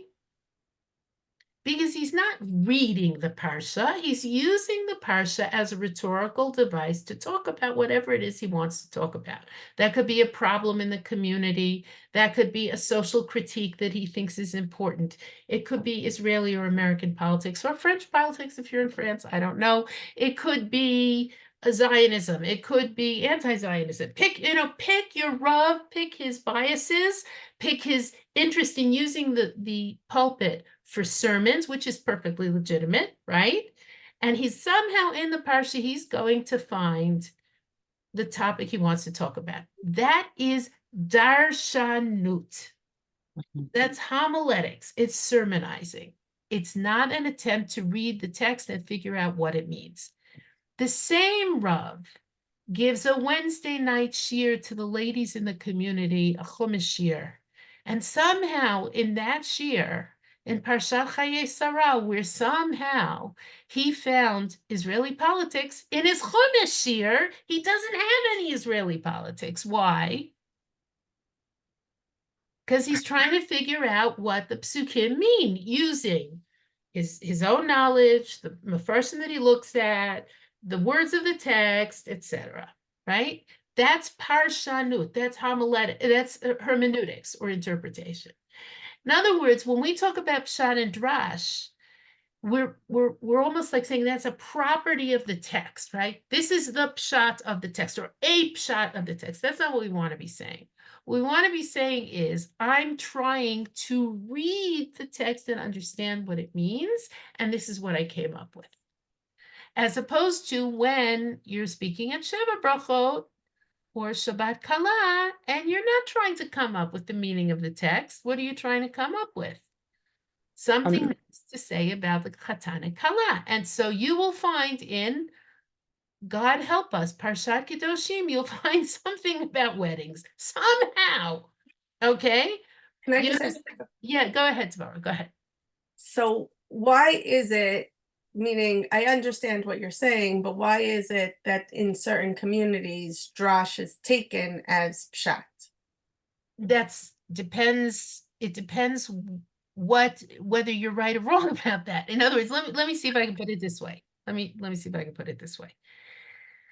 A lot of people, when they learn or they think about learning, okay, they don't think about what is the person who is teaching me doing with the text. Okay? Do you hear what I'm saying, Devorah? In other words, let's put it this way. I assume you have your own take on what would be considered pshuto or parshanut and something else that would not be considered parshanut. I think the thing that divides things here is agenda. What's your agenda, right? Your agenda is when the rabbi stands up in shul, for example, and his agenda is to talk about Israeli politics, okay? He is counting on the fact, or I hope he's counting on the fact, that his listeners will not confuse that with the reading of the text. He's counting on the fact that they're not going to walk away and say that Parshat Yitro is about Israeli politics, right? What happens is some people don't know the code. They don't know how to differentiate between those two. And so somebody says, but my rabbi said in the sermon that we have to vote for so-and-so, let's say, because of this pasuk or that pasuk, is a person with a very limited understanding of what a drasha is. Right. So let's say like last week I told you guys I was teaching about Gabriel, and it says that, and the Ish sent him to, meaning the Ish sent Yosef to the brothers. Right. You know, and right. exactly. Exactly. So now there are communities that would call that pshat, that it's Gabriel who sent Yosef. It's a good reading as far as it goes. Let's think about why they would do that for a moment. No, we did that last week, meaning it is a good reading, but it's not pshat. Maybe it is. It depends what you think Gabriel symbolizes, for example. So I get that, but where does that fit into the Israeli politics? You know, meaning I see a very clear difference between working Israeli politics into, you know, that's darshanut. And I assume that they were doing that like since the Second Temple time period. You know what I mean? Before. Probably before that. Right. So probably before that. But again, now you have drash that somebody said, let's say in the Second Temple time period, and now let's say Kivshan Haish, and it's being taught as pshat. Well, you look at this. Have you learned the Ramban on that? Have you learned the Ramban on Kivshan Haish? I'm not sure. I don't think so. He says there's two ways to read that. You can read it as a Nes Nigla or a Nes Nistar. Right. So but is that pshat or drash? Well, the question is this. The question is it okay, we're skating into dangerous territory because I'll let me just give you a little heads up about Midrash for a moment. A lot of Midrash is Parshanut. A lot of it is Parshanut. I don't know if that one is. Just 1 second on Torah. A lot of Midrash is Parshanut, right? But because it comes in story form, we assume that it's a drash, that it's darshanut. And why don't we look at some of the Rashis, and I think then we'll be able to talk about that. But hold on to that, and let's actually get to some Rashis, and we'll talk about why does Rashi think this is pshat and not drash. Tara, you wanted to say something. Oh, I was just gonna say that I feel like that gets into the conversation of like truth versus true, historically and stuff like that, in terms of even like with the Gabriel. Factuality and truth. Right, meaning like even with the Gabriel example, like there could be truth and pshat to what the Medrash is saying in terms of like that it was, A divine Hashem intervention. exactly, without it necessarily meaning that historically the angel Gabriel came down and led him, but that could still be the pshat of what the pasuk is, that it was divine help. Like, similar to Vayatzileni Michayrev Paro. Like I teach that to my students also. And it's like, so did his neck turn into marble? Did it not turn into marble? Well, that might not be the question you're supposed to be asking, but like either way, the Medrash is telling you that the pshat understanding or the meaning of the pasuk is Hashem saved Moshe from Paro, regardless of whether it was, a revealed miracle of his neck turning to stone, or he just happened to run away. But you shouldn't view it as happened to. It was divine intervention. Right. Did I say that accurate? I think that's true. In other words, what you're objecting to, Devora, I think, is that people take certain kinds of midrashim literally and ask, instead of asking what do they mean. Okay, and then that creates a problem, as opposed to the midrash being used as an interpretive device. Let's do some Rashi. Okay, what I'd like you to, Ahuva, what did you want to say? Yeah, just a very simple question. When you were giving the list of Mefarshim that said that their version of Parshanut is just trying to figure out what it means, you said the Malbim and someone else. I just missed it. The Netziv. Right. And not Hamek Davar. Yeah, no, I missed it. Thank you. No, that's okay.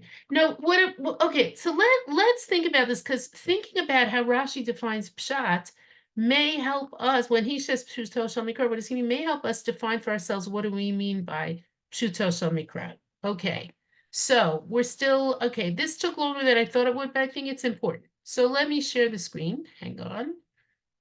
We'll see if I manage to do that. And I sent you these. No, I opened the wrong one first. That's not the one I wanted to open. Hold on. I wanted to take some of these Rashis that people are maddened by, which I get, and put them up and talk about them. Okay. Pshuto shel mikra. That's it. Okay. Okay. Now let me share the screen.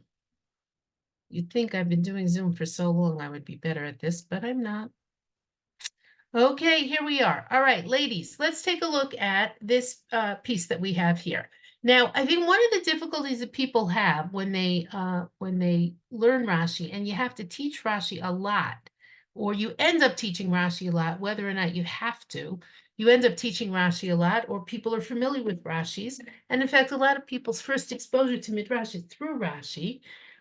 They come to Midrashim like this, and they basically say, how is the following in any way, shape, or form pshuto shel mikra? Okay, that's the kind of thing we're talking about. So let's take a look now, ladies, at Bereshit Yud Daled. You do need a Tanakh. I hope that Ariel remembered to tell you. Take a look at Bereshit Yud Daled. Okay, Bereshit Yud Daled is the war with the 4 kings and the 5 kings. Everybody's familiar with this, am I correct? The war of the 4 kings and the 5 kings, and Lot gets taken captive, and Abraham goes and saves Lot, right? We're all familiar with that story, yeah? Yes?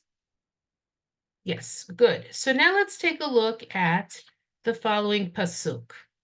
Okay, so in Pasuk Yud Bet, we are told that the 4 kings take Lot and all of his possessions, and when they take stone, right? They take Lot, take him captive. Okay, take a look now at Pasuk Yud Gimel. We're all caught up on the story, right? Hold on, let me just stop here for a second. Do I need to translate or I shouldn't bother? No? Okay, good. All right. So if you need a translation, stop me and say, I don't get what's going on here. Please translate and don't be shy. Okay, so the pasuk says, Vayavo hapalit, vayaged laAvram haivri, v'hu shochen be'elonei mamrei ha'emori, achi Eshkol v'achi Aner, v'hem ba'alei brit Avraham. Avram, I should say. V'hem ba'alei brit Avram. What does Rashi say? Vayavo hapalit, lefi pshuto ze'og. Okay, this makes people crazy. Lefi pshuto ze'og. This is the palit, the refugee is Og, Melech HaBashan, shepalat min hamilchama, who escaped or escaped from the war. V'hu shekatuv ki rak Og nishar miyeter harfaim. And this is what is written, that only Og remained from the rest of the Rifaim. V'zehu nishal, and this one remained, שלא הרגו אמרפל וחבריו כשהיכו הרפאים באשתרות קרניים. Because Amraphel and his friends, meaning the 4 kings, did not kill him when they struck the Rephaim in Ashtarot Karnaim. Tanchum. Okay, now he brings this as the pshat, yes? Which is, at this point, I could see Deborah just plotting. Are you plotting, Deborah? Yeah, okay, good, let's go on. Umidrash Bereshit Rabbah, and the Midrash in Bereshit Rabbah says, Ze'og, shepalat midor hamabul. He remained from the flood. V'zehu miyeter harfaim, and that's what it means from the rest of the Rephaim. Shene'emar hanefilim hayu ba'aretz v'gomer. As it says, the Nephilim were in the land, etc. Umitkaven sheyareg Avram v'yisa et Sarah. And he intended that Avram be killed and that he marry Sarah. Okay. So I think it makes me even crazier that they're going to quote the second part of the Mabul as pshat. Okay, so wait. Be calm. Be calm. Let's try to figure it. Now listen, Rashi says, Beferush, and that's in the second set of Mikorot that I gave you. He says, Beferush, V'ani lo bati el l'pshuto shel mikra. Rashi says, my goal is to teach or talk about pshuto shel mikra. So we have to try to reconstruct Rashi's thinking here. Why is it that Rashi thinks this is pshuto shel mikra? And in order to make that reconstruction, let's start by first asking what's bothering Rashi here. What impels Rashi to say anything like this altogether? Who is this person? Why is that important? Rashi He's always referred likes to to. tell us who people are. No, I think there's a very specific reason. I think there's a hey hayadiyah. There's a hey hayitiyah. There's ha palit. That means the refugee. If it means the refugee, we're supposed to know who this person is, right? If it had said vayavo palit, or even easier, if it had just said vayishma Avram ki nishba achiv, right? Avram heard that his relative had been taken captive. Sorry, ladies, my mouse is having a janana. Okay, here we are. All right. In other words, think about it this way. It could simply have said, Vayishma Avram ki nishba achiv. Avram heard that his relative had been taken, his nephew had been taken captive, right? His brother had been taken captive. Why tell us Vayavo hapalit, right? It's not a general rule that Rashi wants to identify people. It's why is it being mentioned? There's an assumption we can make that Rashi's basic question is, why is it written this way when we expect it to be written a different way? Yes, Ahuva, go ahead. Maybe he's trying to hint that he's a refugee from like a larger event. Well, first we have to figure out how Rashi pieces this together. Remember that the Rashi is quoting Psukim. He's quoting it from Tanchuma. but he is quoting psukim, and he's building something here, and we have to figure out what it is. So he says, "Lefi pshuto ze og." This, according to the pshat, is og. Shepalat min hamilchama. What war are we talking about here? This particular war. Yeah, Oh, no, the war war, in, yeah, the the four war kings and the from, 5 kings, right? That's the context, right? We're talking about the war of the 4 kings and the 5 kings. V'hu shekatuv, that is what it says in Dvarim Gimel Yud Aleph. Ki rak og nish'ar miyeter harfaim, because only og remained from the rest of the Rifaim. So let's take a look at Dvarim Gimel Yud Aleph for a moment.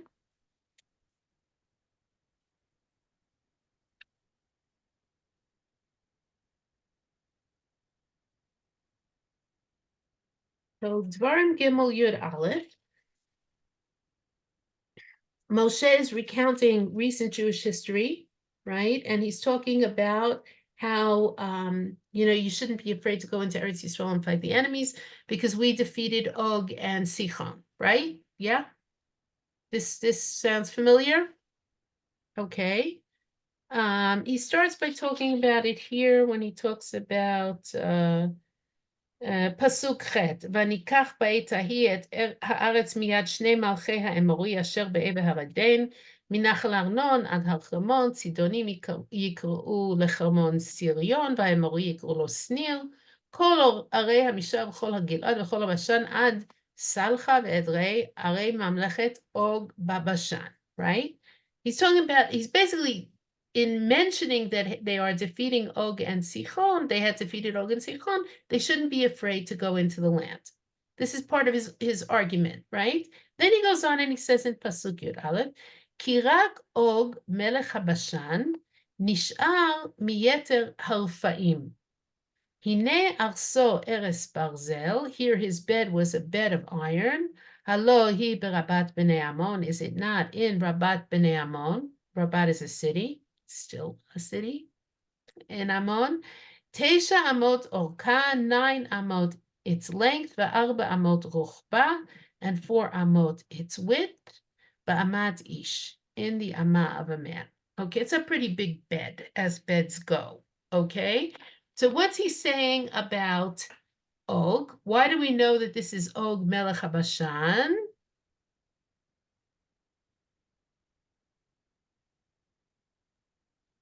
What does the pasuk tell us from Dvarim? that he was a refugee from he was the only survivor of the He was the Rephaim. last of the rest of the Rephaim. Go back to the beginning of Perek Yudalid for a moment. Okay. And it talks about the 4 kings and the 5 kings. And the empire strikes back, right? Take a look at Pasuk Hey. Everybody looking at Pasuk Hey in Perek Yudalid of Breshit. Leora, you want to read that? Okay, sure. Uvarba asar shana ba chadar la'omer v'hamalachim asher ito vayaku es Rephaim ba'ashtaros karnaim v'yasazuzim b'ham. Vayaku et harephaim ba'ashterot karnaim ve'et hazuzim b'ham v'chulei v'chulei v'chulei. In other words, what does the pasuk Perek Yudalid pasuk Hey tell us?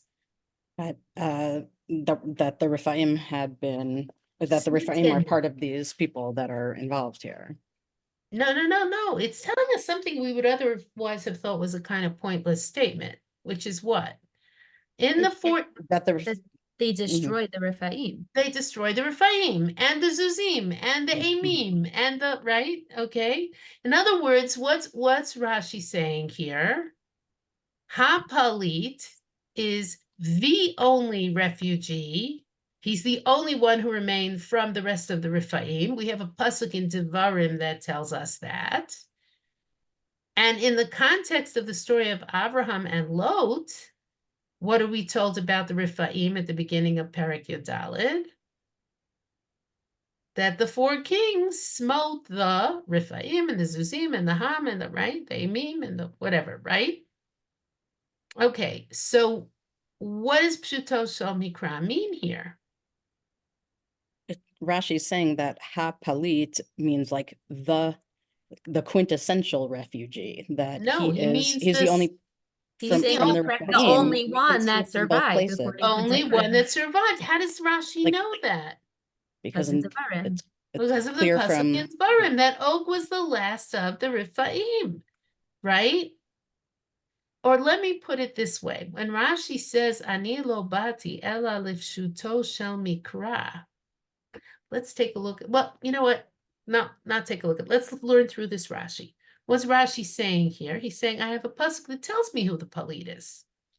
What is the where's the pasuk from?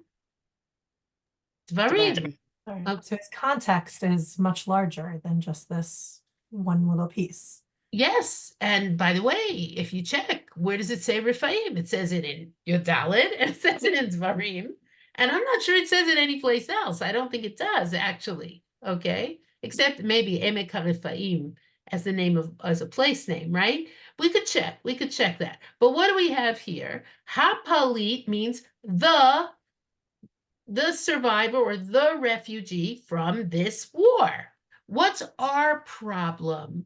Look, let's just read it. וזהו נשאר שלא הרגו אמרפל וחבריו כשהיכו הרפאים בהשתלות קרניים. Why do we not like this pshat? What's difficult about this pshat for us? It's a huge amount of time that It's separates 400 them. years or something between, it's right. In other words, from the time that Avram Avinu defeats Og, this Palit, right, till we get to Sefer Dvarim, 400 years, 500 years, something like that, right? It's a long, long, long time. And what's our difficulty? Our difficulty is that people don't live that long. So what does the second half of the Rashi tell us? ומדרש בראשית רבה זה אוג שפלט מדור המבול. He was a refugee from the Mabul. וזהו מיתר הרפאים, and that is what it means when it says from the rest of the רפאים, שנאמר, as it is written, הנפילים היו בארץ. Let's take a look at Reshit Vav for a moment.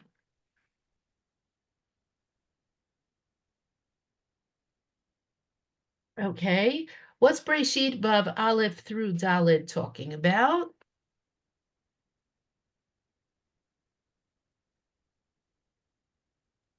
Post-Mabul, pre-Mabul, the way that the world was, like who was in power. Pasuk Daled, no, Pasuk Daled is talking about what?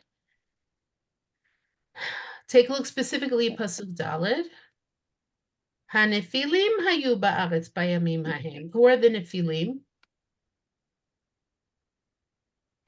Giants. Well, Giants, right? The Nephilim, they are the children of the Bnei Elohim and the Benot Adam, right? Don't ask me to explain these 6 psukim to you, okay? I could give you some stuff to look up if you want to grapple with it yourself, but don't ask me to explain it. But what does Pasuk Dalet say? After it tells us, let's read it. The giants were in the land in those days. The Gama Charechen, and also afterwards, Asher Yavo B'nei Elohim El Benot Adam V'Yaldu Lahem. When the B'nei Elohim and the Benot Adam would have relations, and they would give birth to them. Hema Hagiborim Asher Me'olam Anshe Hashem. They are the mighty ones who were always men of name. Okay, now, what do we know about Og? he's enormous. Or He's he a has an mon- enormous bed. He certainly has an enormous bed. Okay, he has an enormous bed. Okay, we also know he's the last of the Rephaim, the last of the rest of the Rephaim. Okay, we have psukim that say that, right? We also have a problem, which is how could Og live from Avraham Avinu's time until Moshe Rabbeinu's time? And what's the answer? It's in the second half of the Rashi. That he was a giant and from the Bnei Elohim. He was a pre-flood person. How long did pre-flood people live? A long time. Hundreds of years. Years. Okay. Now, what did Rashi just do? Rashi has a problem. He wants to know how we are to explain ha-nefilit, ha-palit. Okay. He wants to know how to, who is the refugee? Or why do you even have to tell me about a refugee at all, right? Why not just tell me Avram heard that Lot had been taken captive? And what is Rashi's answer? The refugee is Og. How do I know that? Because I have a pasuk in Devarim that tells me it's Og. Okay. And if you want to know how did Og live such a long time, what's the answer? He's a refugee from before the flood. By the way, Rashi also assumes, of course, that we know the Midrash in Bereshit Rabbah that talks about the different names for giants. Nephilim, Amim, Gibor, what is it? Riphaim, Nephilim, Amim, Gargarim, Anakim, right? There's a whole list. Rashi, by the way, if anybody tells you Rashi was writing for the Amcha didn't have books, okay? So no, he wasn't writing for the Amcha. He was writing for Talmidei Chachamim, or maybe even just for himself, right? These were his notes. But what is Rashi essentially when he says to Pshuto is Og? What's he telling you? He's telling you, I have a pasuk that tells me who this person is. Okay? Now, he has a pasuk that tells me who this person is, and he has a proof for the understanding that Og, or a way to explain Og's longevity, the fact that he lived so long, and he's got a solution to his problem. This still makes Devorah crazy, but there's a Totally. Okay, but wait. Totally. Okay, wait. So there's a logic here, and here's where you need to put your finger on what's bothering you about Rashi. Okay, to answer this question, I'm going to take a brief look at the other source sheet I gave you.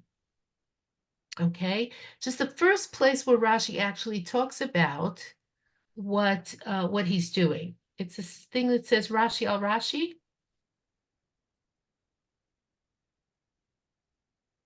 Okay, let me share it with you. Hang on. Is it the source sheet with the highlightings or the other one? I don't know. Did I highlight that one?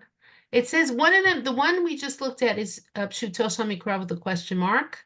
Pshuto Mikra, that's a title. And the other one is Rashi al Rashi. Now in the Rashi al Rashi, what I did was, Rashi did not write an Hakdama to his Perush LaTorah. Right? He only wrote a Hakdama to his Perush LeShir HaShirim, and if we get to it, we'll get to it. If we don't, we don't. But he never wrote a Hakdama to his Perush LaTorah. In his Perush LaTorah, scattered throughout, he gives these sort of methodological statements where he explains what he's doing. Okay? Okay, so let's take a look at what Rashi's doing here. And we're going to take a look at the first one, the first thing, and then I'm going to try and pull it together. Do people need a break? Do you guys need a break? No? Okay, well, let me finish this piece here. Rashi, it's the first place Rashi addresses his question, the question of what he's doing. Take a look at Bereshit Gimel Pasuk Chet. Okay. This is after Adam and Chava eat from the Eitz Hadat Tov Hara, and they know that they're naked, and they take fig leaves and they cover themselves. Pasuk Chet, everybody have it? Okay. וישמעו את קול השם אלוקים מתהלך בגן לרוח היום. ויתחבא האדם ואשתו מפני השם אלוקים בתוך עץ הגן. Now, Rashi is going to make a statement here. Let's read the Rashi. וישמעו, and they heard. That how would you translate וישמעו את קול השם אלוקים מתהלך בגן? How would you translate that? Can I have a volunteer to do that? Shani, go ahead. They heard the voice of God walking through the garden. Right. Now, this is an ambiguous statement. It could mean they heard the voice walking. right? Yeah. That's what on a first reading, you could read it that way. So Rashi says, Yesh midrashei agada rabim. There are a lot of midrashei agada. וכבר סידרו רבותינו על מכונם בבראשית רבה ובשאר מדרשות, and our rabbis have already organized them in their proper place in Bereshit Rabbah and in other midrashim. ואני לא באתי אלא לפשוטו של מקרא, and I have come only for פשוטו של מקרא, ולאגדה המיישבת דברי המקרא, and for agadot that reconcile the words of the text. Davar davur al ofanav, each word spoken in its way. Vayishma'u, what did they hear? Ma sham'u, sham'u et kol hakadosh baruch hu shehaya mitalech bagan. That's the way you should read it. The pshat is, how do you read it? What did they hear? Not they heard the voice walking, but they heard the voice of HaKadosh Baruch Hu, who was walking in the garden. He solves the problem by just adding this word shehaya, which is the smallest unit of meaning you can add here to disambiguate it. Yes? Now, he just told us what he's here to do. So let's think about this. You almost picture Rashi, at least I do, almost picture Rashi deciding whether he's going to bring midrashim to reconcile the difficulty in the text, and what does he in fact say in the first statement? Yesh midrashei agada rabim, a lot of midrashei agada. Kvar sidrum rabotenu al mechonam b'Bereshit Rabbah v'shar midrashot. Our rabbis have already organized them in Bereshit Rabbah and in other places, which means what? What's he saying? You want a nice midrashic reading? Check it out. Look it up, right? That's what he's saying. And then he says, V'ani lo bati ela l'pshuto shemikra. What's my agenda, he says?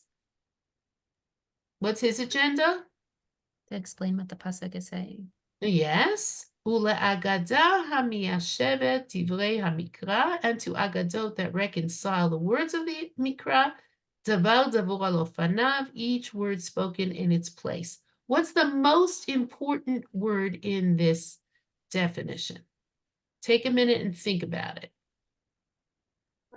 Hamiyashevet. Hamiyashevet. Hamiyashevet. I am coming to, I take midrashim that reconcile difficulties in the text. Which means for Rashi, this is not a real world question. This is not about science and longevity. For Rashi, what's the agenda? It's a literary definition. Should I say that again? For Rashi, the text is the world, right? The Tanakh is the world. Okay, and in that text, there are difficulties that need to be reconciled and questions that need to be answered. Rashi is not interested, for example, in explaining how the sea could split at Kriyat Yamsuf. He's not ever going to write a biblical commentary that explains that there was a tsunami. I don't know, I'm making this up, right? There was a tsunami at that exact moment because there was an earthquake, because there was a this, and the blood in Mitzrayim at Makat Dam was really because there was an algae in the water. He's never going to do that. Why? Because what's he looking at, and what is he interested in? The text. The text. Why is it written this way, not another way? Why mention ha-palit? What are you asking me to find out? Why are you mentioning ha-palit at all, right? Why is the grammar in this pasuk off? Or why is it ambiguous? Or why do I need this detail and not that detail? Or what's missing from the text, right? Or why is the syntax messed up here? Okay, why are we using two words where we could have used one word, right? There are certain assumptions. It's a literary definition. Now it's pshuto shel mikra in terms of it's pshuto shel mikra. It's a literary definition of plain sense. He's not interested in telling you. I remember I had this, I won't say who. I was privileged to read to a Talmud Chacham a manuscript of a book that he was already not able to read with great ease. It was a book that he was writing about Parshanut on the Torah. And I would ask him, it was very interesting. I would ask him a lot of questions. I would argue with him. We would discuss, what he had written and what he had said. And I said to him, what is the job of a parshan?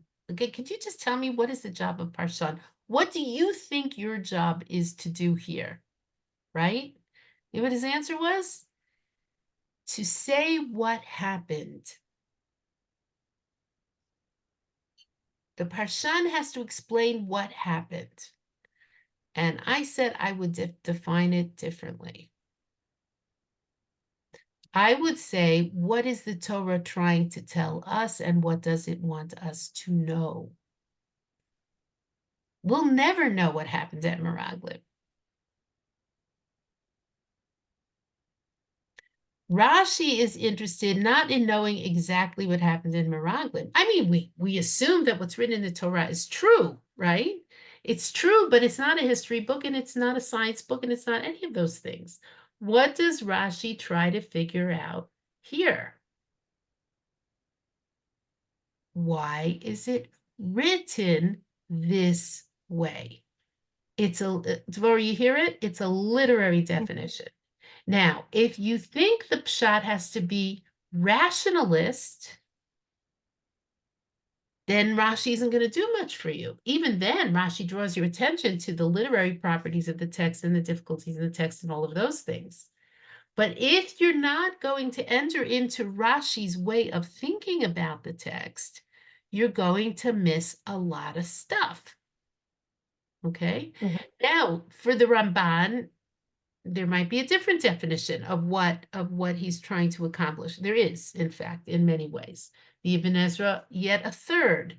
The Netziv, Rashi sets the agenda for Parshanut Mikra probably for all time. Everybody relates to Rashi. Like it or don't like it, Rashi is the person who teaches us how to ask certain kinds of questions and do certain things with the text. So for Rashi, I think yeah, go ahead. Sorry. No. I think it's very hard for me to say I'm teaching Chumash with Rashi. I think what you need to be saying is I am teaching Rashi, and I am teaching Ramban, and I am teaching, No, meaning I I'm think teaching you're the teaching, philosophy. I think what you're teaching your students, if you're doing a good job, is you are, first of all, exposing them to more than one. Look, okay, from minute one, okay, like we're talking second grade, third grade, fourth grade, you're just giving them familiarity with Rashi and the Midrashim in Rashi and the Psukim and the stories. You're not, till let's say fourth grade, you start going to the higher order conceptual questions, right? And not directly, but indirectly, right? Now, what you're doing is you're teaching Chumash.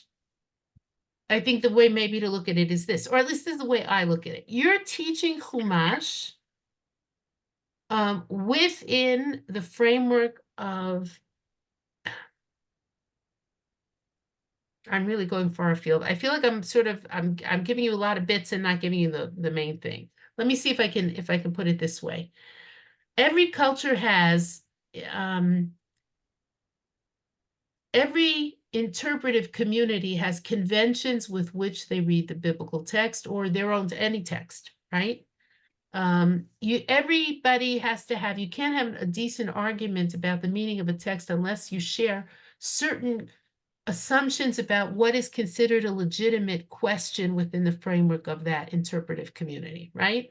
So if you can't really learn Chumash with a devoted Christian, even if you're both reading it in Hebrew, because the basic starting assumptions are very, very different, right? You can't really learn Chumash with a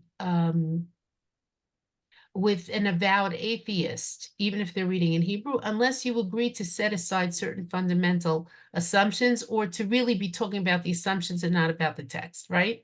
You have to start with certain muskamot, with certain sort of conventions that you accept and that you agree on, right? Now, when you're teaching Chumash the Jewish way, one of the things you have to have is the students have to be able to read the text in Hebrew, right? Have to be. What are you doing, Batya? There was a cloud of steam, like Amud Anan, you know, just don't tell us. You'll tell us afterward. But by the end of this class, I have to know what that was. Anyway, but if you're talking about learning Chumash in the traditional way, everybody has to agree that preferably you're reading it in Hebrew.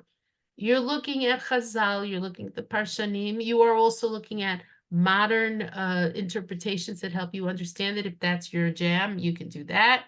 You know, you can do all kinds of things with the text, but you have to have certain muskamot. When you're teaching Rashi on Torah, you're teaching people, or your job is to reconstruct Rashi's thinking and to give your students the benefit of Rashi's thinking. What is Rashi noticing that other people are not noticing? And even if you don't like his answer, the question he raises may find an answer you like better somewhere else. But you can't just throw it out.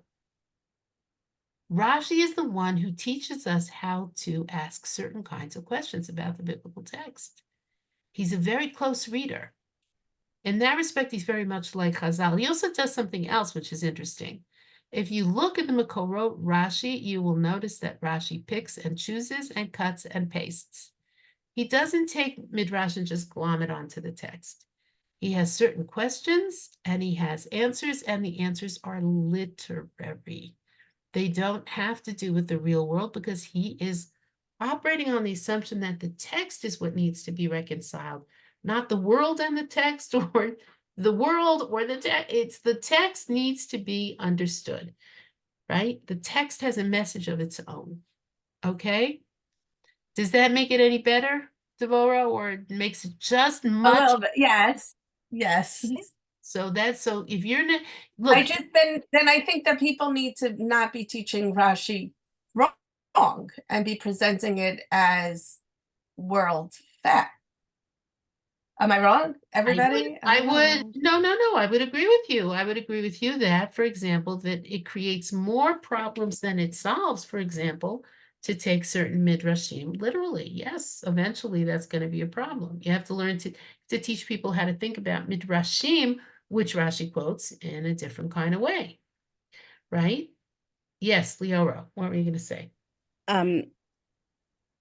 I just want to like kind of speak out that there's like an obvious subtext to this whole, not just conversation or sheer here, but like everything that we discuss and have discussed in lots of our other classes, which we might as well just like put on the table, which is that there is a very significant difference in approach these days between what we would call maybe the yeshiva or Haredi world versus like the, you know, maybe Torah Umada, modern Orthodox world, and in the institutions that, you know, that exist in each of those different types of communities. And there has been, you know, like in our generation, I would say a lot of backlash, and therefore resulting change in educational methodologies and styles and preferences, to the way that a lot of us were raised, which was with midrashim taught without this critical lens, you know, and without the, you know, extra steps of saying, why does the, like, let's say, why does Rashi bring this medrash here and say that it is the pshat, you know, the pshutel shel mikra? I think that like Rashi has kind of taken a big hit on the left in recent years because people see Rashi as sort of like maybe this is a little extreme, but almost like a phony, like you're not really pshat. Why are you calling this pshat? Of course, this Okay, isn't let pshat. me And I think that let me see if I can address that for just a moment. It's a good thing you put it on the table. Let me say the following. First of all, you know, the fact that there has been bad teaching for many, many years in all sorts of settings, including the modern Orthodox world, is not news. Okay, and that's a big problem. But I will say the following. There's a very, very big problem with attempts to circumvent the theological challenges posed by midrashic readings of text by simply dismissing midrash. And I'll tell you what the big problem is. We want our students to take Chazal seriously.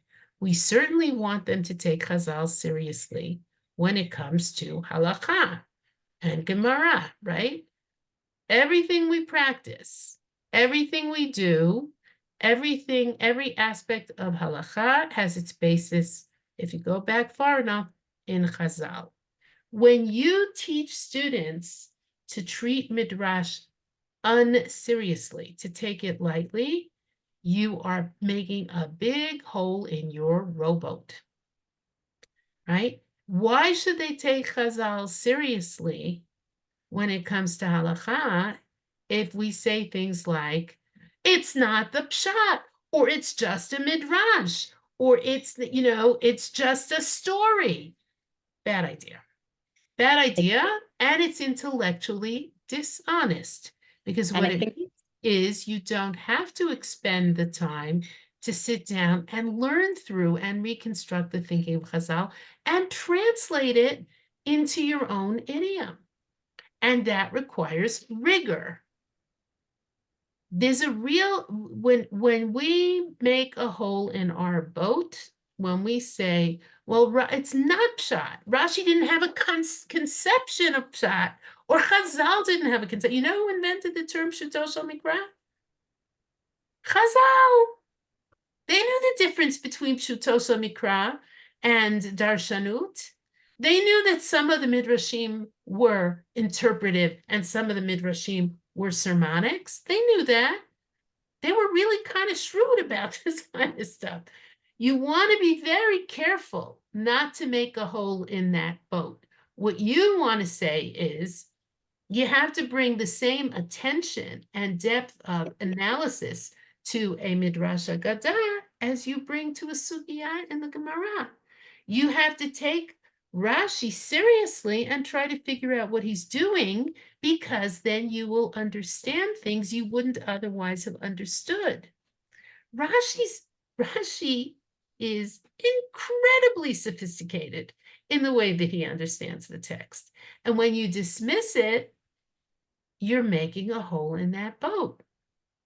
You're right. Rashi has to be taught differently. That's why we're having this conversation. the mashal that I always think of to explain this, which is not dissimilar to the one that you use, is like it's throwing out the baby with the bathwater. Like you're losing Medrash entirely by just dismissing it as like a bunch of, you know, fairy tale stories that are silly Or and Rashi, or right. Rashi. And I see the impact that it, you know, that it has had on, you know, many students and adults as well in the community who kind of get this sense of like, well, if I'm a serious, rational, intellectual thinker, then, you know, this is not something I'm even going to waste my time on. And it's tragic to not be able to find the right way to approach. I think also this is a mashal I always use, and I think Elisheva has heard it more than once. When you're in first grade and your teacher tells you your body is like a car, and that's why you should eat breakfast, lunch, and supper, because otherwise you won't have the fuel to run around and play and learn and think, they are telling you something which is ridiculous, right? It's just ridiculous. But when you're in first grade, it's a good mashal and it works. Yes? Okay. Nobody turns around when they start learning the digestive system in college or high school, college, and then in graduate school, and then in medical school. Nobody turns around and says, my first grade teacher lied to me. Nobody says that. Why not? Because the understanding is that when a child is a child, you use the mashal and you teach the midrash in a very simple and childlike way. on the assumption that at some point this is going to be revisited. And when they learn Rashi in 8th grade already, or even in 6th grade already, they'll be learning Rashi better than they learned it in 2nd grade. And by the time they get to college or high school or wherever it is that they continue to learn Torah, they're going to understand that there are 162 super commentaries on Rashi, some of whom are very, very, very important people like the Ramban and the Orach Chaim, who quote and cite Rashi or the Gur Aryeh. I want a list. I could make you a partial list. I don't know the 162. So Nechama knew the 162 commentaries on Rashi. There's a reason there are so many super commentaries on Rashi, because so many brilliant Jewish minds thought it was worthwhile trying to reconstruct Rashi's thinking so they could figure out what he was doing and what they could gain from it. And I think your frustration, Dvorah, is very understandable. But the solution isn't to say that's not pshat. It's to say Rashi's definition of pshat gives us the tool of looking at the text in a particular way, and it gives us depth that we wouldn't otherwise have.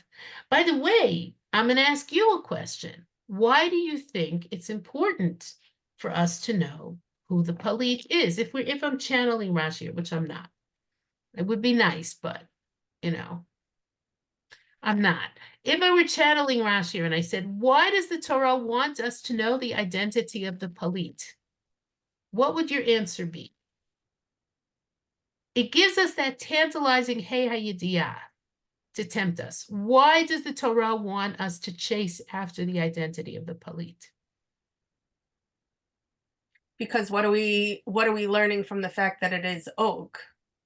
Possibly. So that's what I'm asking you. The What are we concept- learning? What are we learning from the fact that it's Og? That's now I'm asking that you just asked the question in a different way.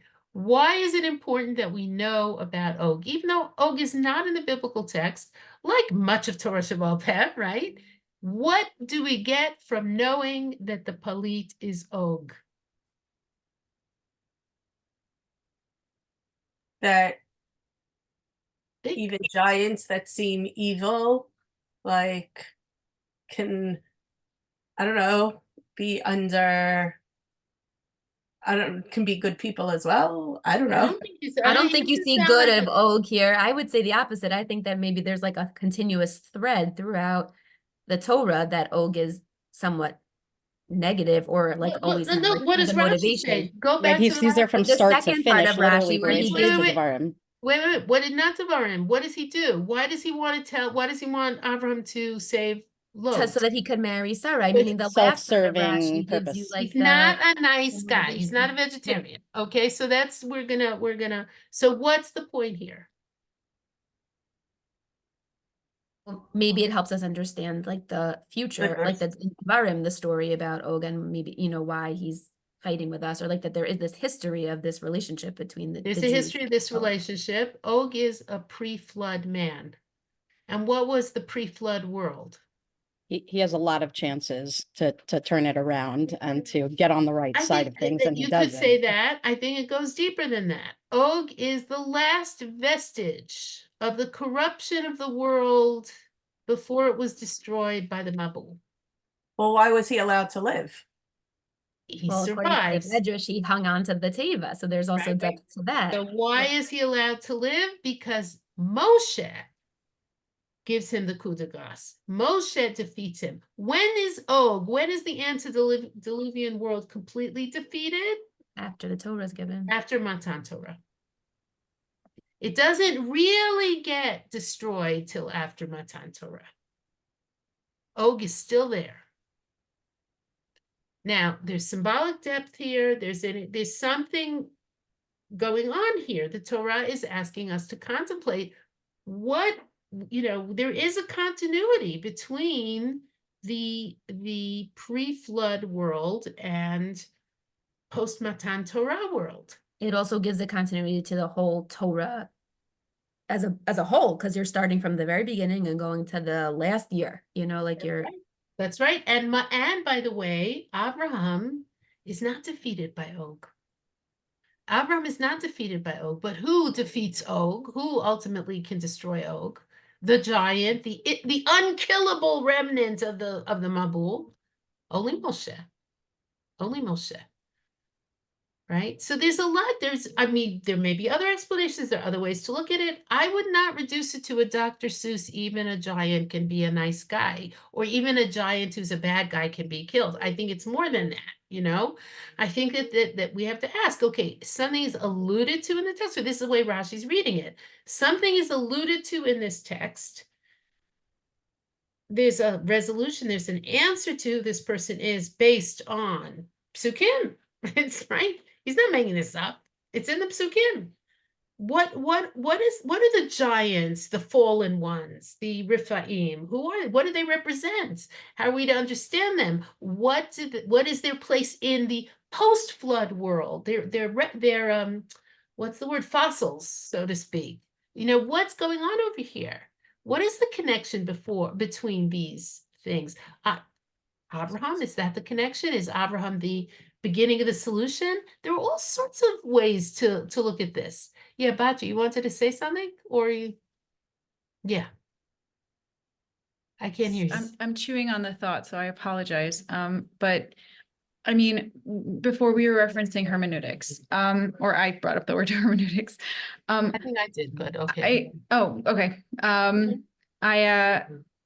When I was talking about defining pshat before, I'm always nervous with this kind of thing because I then feel like I'm imposing my understanding on Rashi when Rashi maybe doesn't explain himself as like with as many words as like Malbim or Barbanel, where there's like a structure and he kind of takes you always, or not always. I'm sorry, I'm having a hard time not speaking absolutes, but takes you different. The style of yeah. writing is very So I really appreciate this and it really resonates, but at the same time, there's a part of me that goes, well, why didn't Rashi just say this then? Like, why are we trying to figure out? So that's a very, very good point Batya is making, and I'm gonna see if I can solidify it. The pshat is the identity of the palit. The meaning is something else. Should I say that again? Do you understand what I'm saying, Batya? The pshat is, who is the palit? The text is telling us to find the palit. I have psukim to tell me who the palit is. What I'm supposed to do with that, it's a separate question, right? And that's not, Rashi's not claiming, he's not giving us that answer. You find this also in a lot of midrashic sources, or let me see if I can give you another example. Na'aseh adam b'tzalmenu kidmutenu, right? Let us make man in our image. What will any parshan worth his salt or her salt notice here? Na'aseh, right? Let us, or we will, right? Or even should we, right? Whatever it means, right? Everybody's going to say there is an interpretive difficulty here, and that interpretive difficulty is the use of the plural. Is it a royal we? Is God speaking to somebody? The Ramban says, it's a very nice pshat. You know what the Ramban says? God is speaking to the earth. The Midrash talks about God consulting the Malachim, which 3 different versions of that in the Midrash, right? There are all sorts of there, but what is clearly the interpretive question, no matter how you answer it? What is the interpretive question? Why does it say we? Now, you might come up with a better explanation or a different explanation or an explanation that takes you into a different direction. Why does the Torah want us to look for the identity of this refugee? You may even come up, or some parshan, theoretically, I haven't seen anything, come up with a different answer to the question of who is the palit, based on using different arguments and different textual proofs. But the interpretive question is, it's a parshanut question. Yeah, Chagit. So when we read the interpretation of Rashi, immediately I thought we're gonna say, oh, it says hapalit, and then Rashi's interpreted shepalat midor hamapul. So I think like even before we started to understand, we just look at the hapalit. Why didn't it say that person or something else? No, I think the reason Rashi I think the reason Rashi looks for his identity is the grammar, right? I think that's and he brings the first perush first and then the second perush. Again, there are a lot of ways to look at this, okay? But think about this process we just went through. So I would say when we talk about Rashi's definition of pshat, I would say the way to say Rashi's conception is pshuto shel mikra, right? That's what he's looking at. The literary properties of the text, right? The things like for example, there's a long piece it's in your source sheet here. I don't know if we're going to be coming back to Rashi or not coming back to Rashi, or if we'll be having another meeting. I'm not sure. And I hope I didn't waste your time today. But what I want you to be thinking about is, what is Rashi doing and what can I take from it, not to disembowel Rashi, to reconstruct the richness of what Rashi can give us. You understand that's I think the goal here. Yeah, Deborah, you have a sad look on your face, annoyed look on your face. Go ahead. Well, I'm sad because I have to go.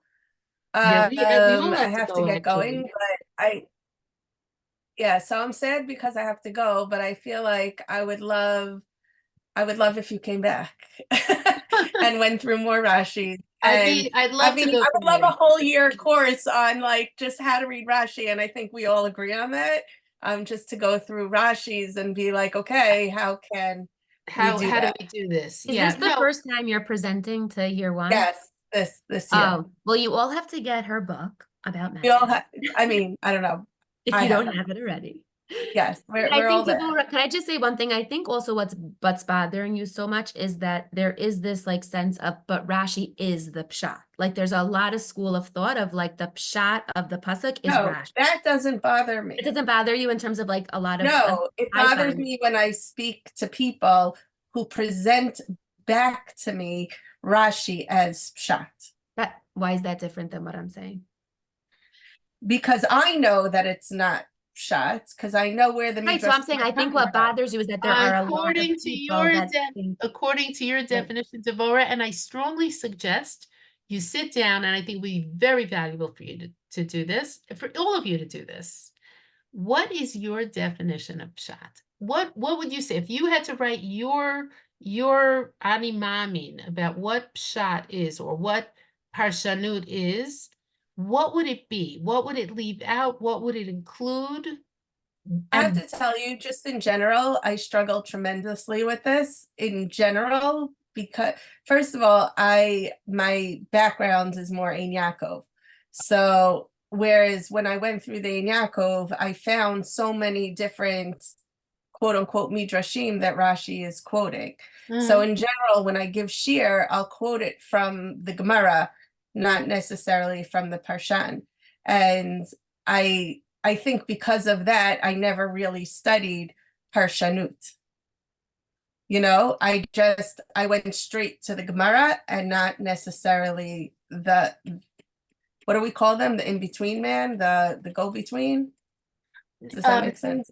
You know what? It does make sense. Look, when I started writing about Midrash, one of the things I did was I took some of the Midrashim that I took from Rashi, and went back to it. There's a lot to be said about this. I think if you can't get hold of my book, just see if you can borrow it. Oh, I have it. Oh, you have it. Yeah, I've read it. I have it. I've read it. You know, it's just, again, the concept of Parshanut is just something that has always eluded me. So here's the thing about Rashi, and then we have to stop because it's 7:30. We're supposed to stop. Rashi invented the whole field of Parshanut HaMikra, not the concept of Pshuto Shel Mikra. But what Rashi did was, people used to learn, well, people didn't used to learn much, but let's say Talmidei Chachamim learned Chazal, right? And they learned Chazal in a more or less undifferentiated way. Rashi says, I'm going to confine my questions about Torah to the realm of Pshuto Shel Mikra. And that's why Rashi is the foundation for everything, all the Rishonim and all of the Parshanim who follow him. Because what did Rashi do? If we think about if we think about The corpus of all of Chazal. taking the corpus of all of Chazal, and Rashi saying, I'm going to restrict my questions and answers about Torah to the realm of Pshuto Shel Mikra. That is to say, I'm not going to include Midrashim or Agadot that don't answer interpretive questions. I'm going to ask only a certain type of question. The analogy I always give, and this is something Elisheva has also heard, the Greeks invented philosophy. Science is philosophy narrowed down to what can be observed, measured, quantified, and right. In other words, philosophy used to include physics, metaphysics, aesthetics, and what we would call today the sciences. What philosophy, that was the Greeks, as their field of study was the world. And they asked questions like, why do beavers build dams? And they asked, why is there a God? And what makes this object beautiful? And can you turn sand into gold, for example, right? Okay, in other words, they asked every conceivable question about the universe. The field of study was the universe. And then later, during the scientific revolution, the people who wanted to study the observable and the quantifiable said, well, let's concentrate on things we can observe and quantify. And that's when science took off like a rocket, because they narrowed the field of inquiry and they weren't asking all the questions. They weren't asking metaphysical questions. They were only asking physical questions. Lehavdil, that's what Rashi did in the area of Pshuto Shel Mikra. He said, look, we have this whole body of Chazal. I want to study Chumash a particular way. I'm going to start narrowing the field of questions that I'm asking. Do you see what I'm saying? And when he did that, he invented a new discipline. Not that Chazal didn't do Parshanut, they did, but they didn't mind sort of liglosh, how do you say that in English? They didn't mind sort of moving seamlessly from one realm to another. Halacha, Agada, right? Rashi said, okay, I want to ask only a certain kind of question, and I'm looking for only a certain kind of answer. Does that make sense? He narrowed it. He narrowed the focus. That was a huge chiddush, huge chiddush. And it was adopted like that. It was adopted immediately. Do you see what I'm saying, Deborah? That he said, I really like that. That was very helpful. Yeah, I want to ask certain kinds of questions, and I'm looking for only certain kinds of answers. And many of the answers he found in Midrash, but I want to focus on psukim in a particular kind of way. Right, but then I do think that the education system needs to improve tremendously, or we're going to have a lot of, meaning like, or we're going to have a lot of lost students who now come to college and everything that they've ever learned is going to be questioned, and then we're going to lose them.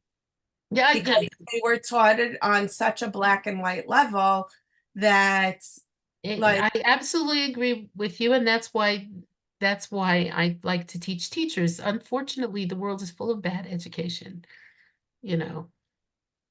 Right. So let's fix it. Can I put a thought out here?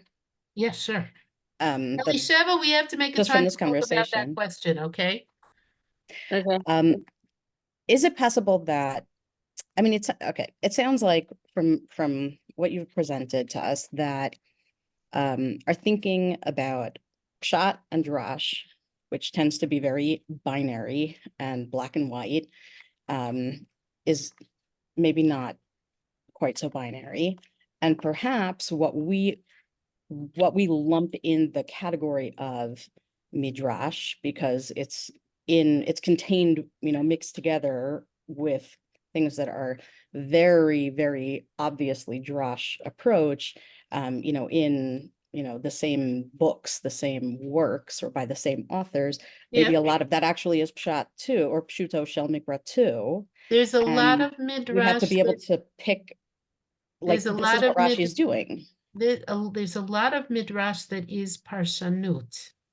A lot of midrash is parshanut, a lot of Mhm. midrash is darshanut, and I would say it's very easy to define parshanut at the clean extreme end and darshanut at the clean extreme end, and there's mixing here. This is really another conversation, which we can't have now because people have to leave, but maybe Bezrat Hashem next time we meet. And yeah, I think you know, when I teach a Parshanut course, one of the things I do is I bring a Chizkuni, and I say, okay, we looked at the Ramban, that's clearly Parshanut. We looked at this one, that's clearly Parshanut. Now let's look at the Chizkuni. Is that Parshanut or Darshanut?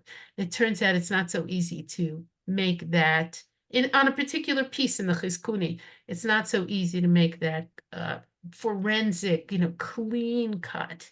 There seem to be elements mixed together. And it is, yeah, it's not that simple. Okay, ladies, I have to go. Bezrat Hashem, I hope we will meet again. And, you know, if you have questions, feel free to be in touch. I do try to answer emails, and I will make the effort to try and answer you. Remind me where I met you or what you're referring to when you ask questions, and I'll be happy to be in touch. Okay? Thank you so much. I Can already you tell us sent again which Ariella email that we should address? do this again. What? Okay. I already You can sent get it. Ariella we should do this again. Yeah. Ask Ariella for my email address, and she'll give it to you with my permission. Absolutely, no problem. Thank you Okay. so much. Lila Tov, ladies. Thank Bye. you. Bye. Leora, oh, did she leave already? Okay, bye. Thank you.